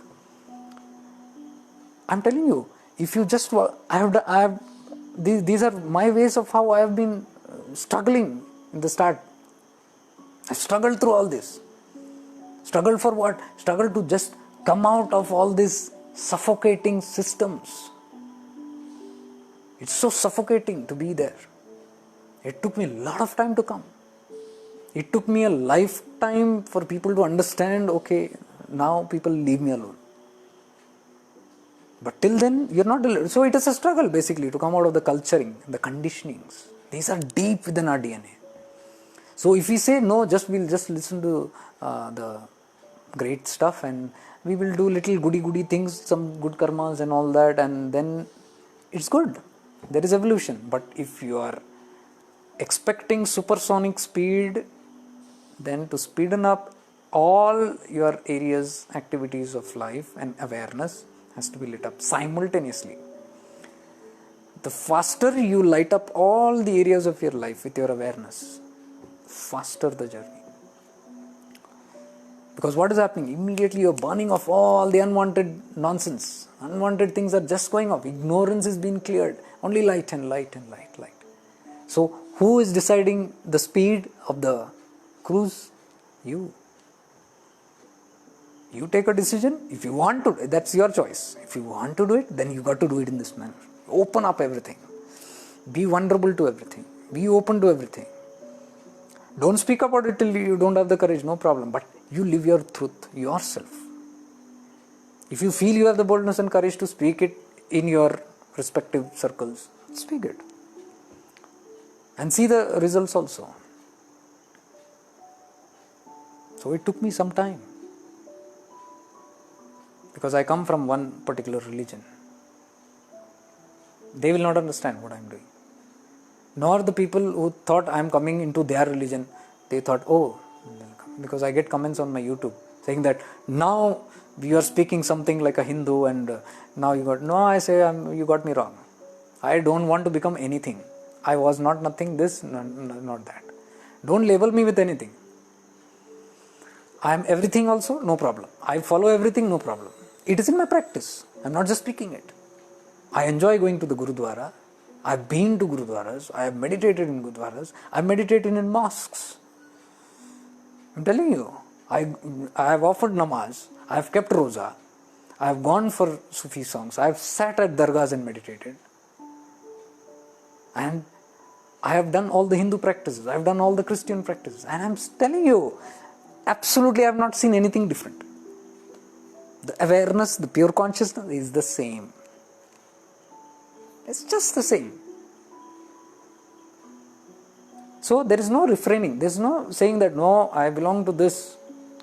So when I say, don't call me a name, I don't belong to your religion. So the next question is, oh, you don't belong to that, then you belong to this? No, I don't belong to this. If you don't belong, what is the proof? The proof is I can embrace everything. It doesn't give me even one jitter to feel, oh, how's this? No, it's enjoy. Because you are not seeing a particular god or a system. When you enter into a certain place of worship, you are just seeing the highest. I don't even name that as Shiva Tattva, I am telling you. Siddhakasha tells it that be on the Shiva. That is the Shiva consciousness. Because the moment we say Shiva, again they catch the dual form of Shiva only. And then the moment you catch a dual form, it becomes a religion. That is not, I am telling you, that is not what is meant by the Shiva mentioned in the Upanishads and the Chiddakasha Gita specifically. They are talking about that Shiva which is Nirguna Nirakara. No form, no attributes. That nothingness, they have just to tell you that nothingness, some space. You call it Shiva. That same space, Nirguna, Nirakara, nothingness, that Shunya, when it is called Allah, it becomes another religion. It is same. कोई तो है जो निज़ामे हस्ती चला रहा है कोई तो है जो निज़ामे हस्ती चला रहा है वही खुदा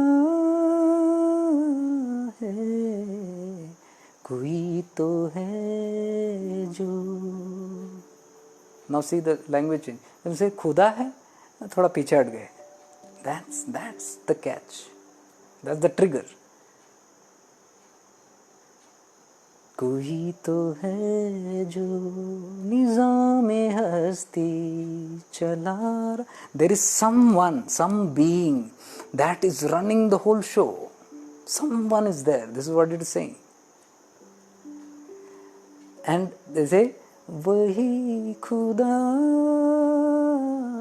है. That is Allah, that is Khuda, the Sufis say. Same you can change and say, वही शिवा है, दिखाई भी जो न दे, नजर भी जो आ रहा है, वही शिवा है, वही खुदा है, वही शिवा है, वही खुदा है. See, this is language. You make it Shiva and you'll Rama जाओगे तुम उसमें. And because that's Advaita, pure Advaita, that song is talking about. There's some being that is looking at everything, that is taking charge of everything. The cosmic intelligence, there's some being. निज़ाम में हस्ती चला रहा है, वही खुदा है, दिखाई भी दे. You can see it. और नजर भी जो ना है, मतलब you can't still see it. You can see it but you can't see it. You can see Vishnu, Hari, the Prakriti, but you still can't see the Shiva hidden in that Prakriti. दिखाई भी दे और नजर भी जो न आ रहा है, वही खुदा है. Beautiful. How can I just can't understand, how can you separate it? You say that's a different song, you are singing some. You don't know, crazy guy. You don't know. Somebody told me that, so I am telling that guy, you crazy guy. You don't understand it. You see, this is Chidakasha. It's like, catch the source. Don't catch the rivers. You are stuck in the rivers. Tell me, हम लोग भगवान नित्यानंद को तो मानते हैं, उनकी कहने को क्यों नहीं मानते? मुझे ये समझ में नहीं आता. We adore all the mystics, we adore all the siddhas, we all adore the rishis, we adore our master. But I'm telling you, सुनने में फिर वो follow करने में क्यों दिक्कत होती है?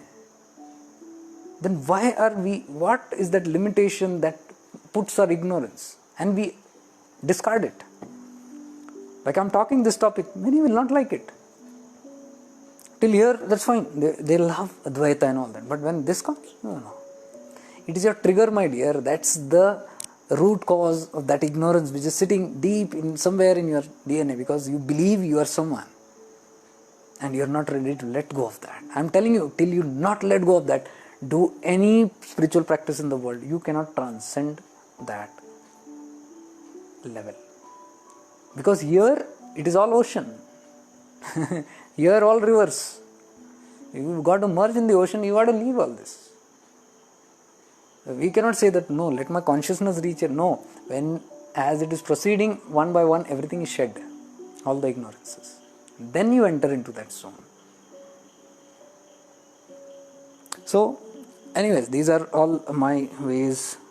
I'm trying to build in some awareness about these things, about our path, about Advaita, about the scriptures, about the master's teachings. So please don't get me wrong when I'm talking about this. I'm talking just to become aware. And these are things that I have done in my life. So I'm saying this with full conviction and full confidence. I can fully explain to you how those things are, anything about these subjects that I'm talking here right now.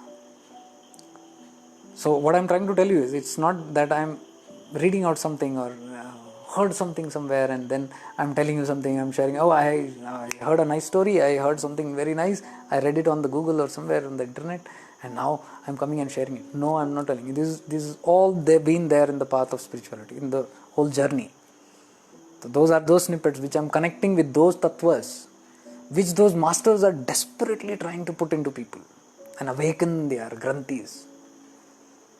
I'm telling you, after a certain stage, why the master speaks stories? Does he speak story forever and ever? No.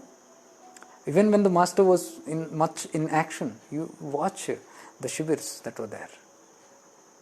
They were very grossly kind of shivers. They were very high shivers also, where less of talks were there. If you see, he hardly talked.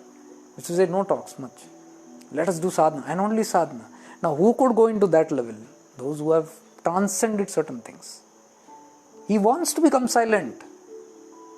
The Guru, no master wants to blah blah blah and keep on convincing people with different stories. No, it has to end somewhere. At the moment people understand it, every Guru is happy. Oh my God, this person has got it, what I wanted to say. And they feel, yeah. And that's the completion of the journey. When you completely go to that realm from where they are operating, non-duality, and making all the stories for you, and when you reach to there, you have paid the debt of that Guru. The true thing has happened.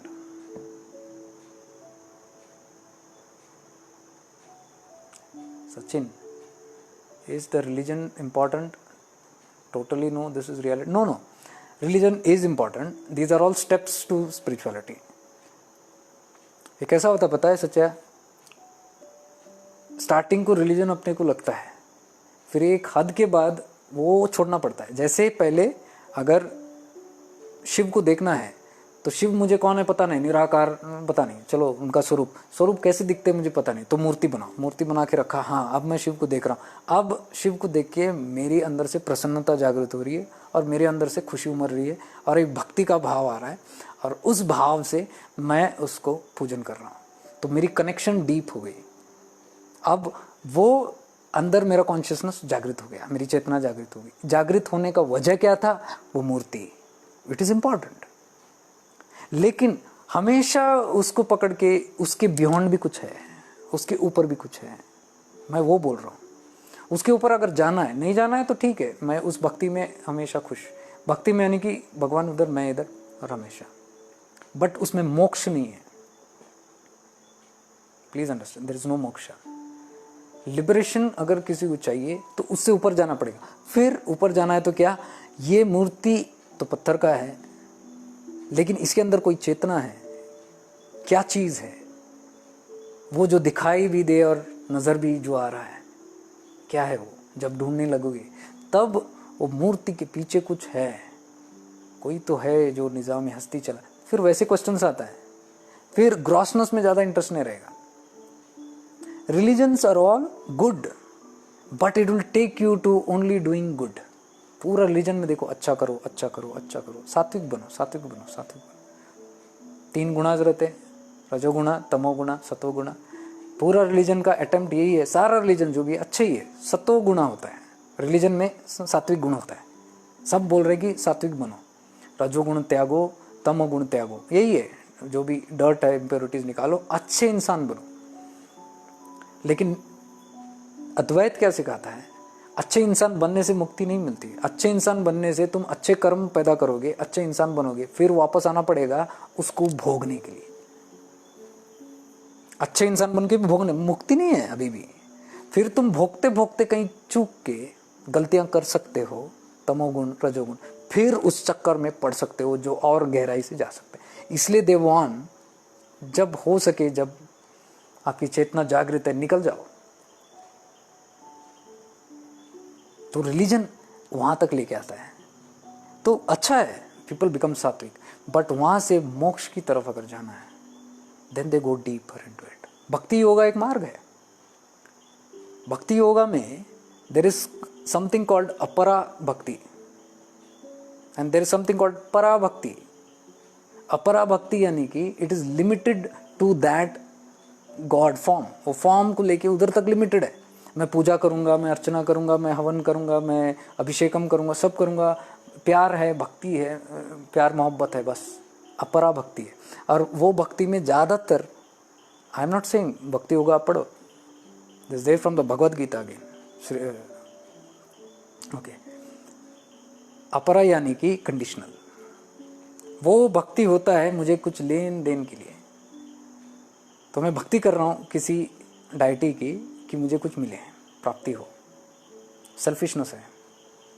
कुछ भी हो सकता है. मुझे धन मिले, मुझे अच्छे बीवी मिले, मुझे शौहर मिले, मुझे बच्चे मिले, मुझे नौकरी मिले, मुझे संपत्ति प्राप्त हो, नाम ऐश्वर्य प्राप्ति, ये सब है. तो मैं पूजन कर रहा हूँ उसका. अपरा भक्ति. परा भक्ति इज अनकंडीशनल. तो उसका ये है, रिलीजन के अंदर है, लेकिन वहाँ तक जाता नहीं है. समझे? बहुत सारे रिलीजन्स अपरा भक्ति तक ही सीमित है. कितनों को देखा हमने. अपरा भक्ति यानी परा भक्ति यानी कि कंप्लीटली प्योर, अनकंडीशनल, सिर्फ I love you because you are me and I am you. There is no difference between you and, और देयर इज नो कंडीशंस. तुम कैसे भी हो, जो भी हो, मुझे स्वीकार है. I just love you for that. Unconditional love. That is the highest bhakti. Meera was in Bhakti Yoga. But Meera का भक्ति अपरा भक्ति नहीं था, परा भक्ति था, इसलिए उनको प्राप्त हुए. भक्ति योग से भी, रिलीजन के थ्रू भी जा सकते हैं, लेकिन उसको पराभक्ति तक जाना पड़ता है. Parabhakti is what? Parabhakti is advaita again. Because when you enter into advaita, no difference between you and me, and सब में भगवान देख रहा हूँ and all that, you have become non dual. You have entered into non duality through the religion. वो है. तो religion is important, but मैं ये नहीं कह रहा हूँ कि नहीं है, बट limitations हैं. Most are stuck in that limitation. They say this is it. Christianity, Muslims and Parsi and Jain तो नहीं, Jain and Buddhism totally भगवान में believe नहीं करते. They go by consciousness. They only go in consciousness. They don't have a God concept. But still they are people who are enlightened. Buddhism में भी इतने enlightened है, Jain में तो बहुत सारे हैं enlightened tirthankars and so many. Even today you will find जो लिबरेटेड है. तो कैसे प्राप्त ये हो रहा है? How in Buddhism moksha is happening? If there is no god, that means it is only our ideology कि गॉड है तो ही होगा. नहीं, ऐसा नहीं है तो वो कैसे हो रहा है उसमें? That means to say that you believe this, you believe that, in everything that tattva is there. You can't name it. It is formless. It is there. That cosmic intelligence is there. You take any marga, you will reach there. ठीक है. तो religions are not this, it's का सीमा है. You got to go beyond it. और religions का एक time था, वो खत्म हुआ है अभी. पूरा अर्थ के ट्रांजिशन अभी युगा के हिसाब से देखोगे, religion was very strong 50 years 100 years back. Religion ही था, रिलीजन था. अभी देखो, how many people are following religion? People are quitting religion. Churches are going empty, temples do not have पहले ऐसे public, gurudwaras are going empty, mosques are running empty. Why? Because the consciousness of people are rising. They are seeing beyond. It's not that वो बोल रहे कि नहीं ये ठीक नहीं है. They are saying okay ये ठीक है, लेकिन इसके परे क्या है? And when they begin questioning that, the consciousness, the earth's consciousness collectively is giving them that gyan, that inner experience. So now people are going for the tattvas than any worship or stuck with you. आज के children को आप पूछ के देखो, it is very difficult to put them on bhakti marga or any worship. They will ask, why should I worship this? You tell me one reason. Where is God? In Christianity, where is he sitting? Oh, in the heaven. Did you see him? No, we didn't see. Then how do you know? My father said it. How does he know? His father said. How does he know? No. So everybody knows only from somewhere. They don't have a personal experience. Difference between religion and spirituality is this. In spirituality, when you go, you directly enter into that space and you want to experience it. In religion, you believe. You are happy with somebody else's experience. You just trust somebody else, and with that faith, you go. Whether that is a part of your experience or not, you don't know. So, most of the time there is confusion. Inner conflict is there because somewhere we are not sure. If your children ask, you don't know what to answer them. If they say, why Ganesha has an elephant head, you might say the story. Then they'll say, how funny it is, how can that happen? You can't explain it because you don't know the subtle truths. But if you know the subtle truths, you can explain. Beta, that is true, okay, fine, you got the story. Now this is the subtle truth. Like I told you about Ramayana and Mahabharata and all. You can tell the children, this is how it is. That will impress them. They will say, oh yeah, they are very intelligent. They will say, yeah, that's something.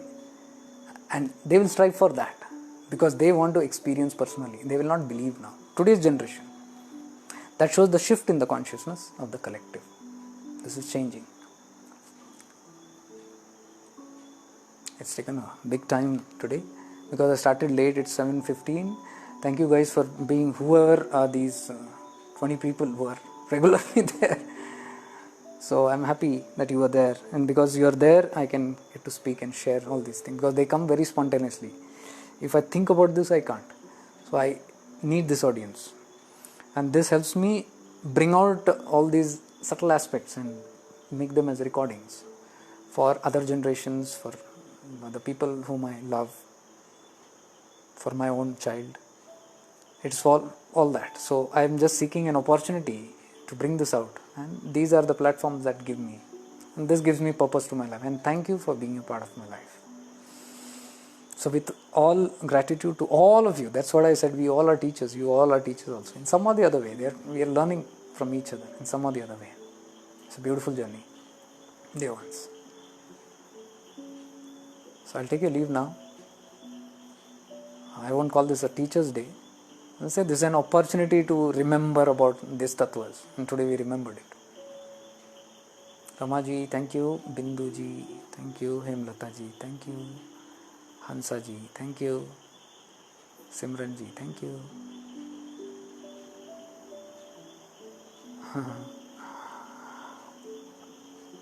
So I'm moving a little bit with my pain back. Rekhaji, thank you. I'm very grateful for your presence, Rekhaji. Falguni ji, gratitude. Palash ji, gratitude. Suchita ji, gratitude. Sachin bhai, thank you. Meghna ji, thank you.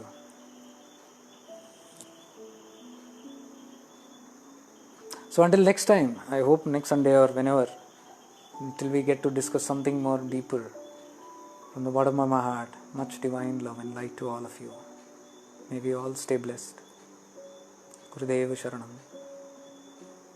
Guru Mandala Sharanam.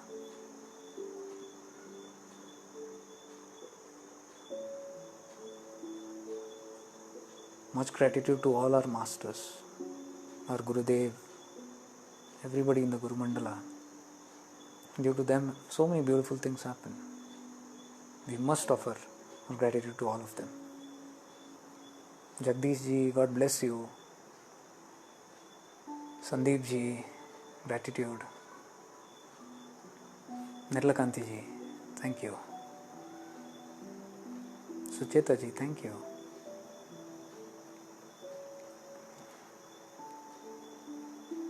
Preeti ji, thank you.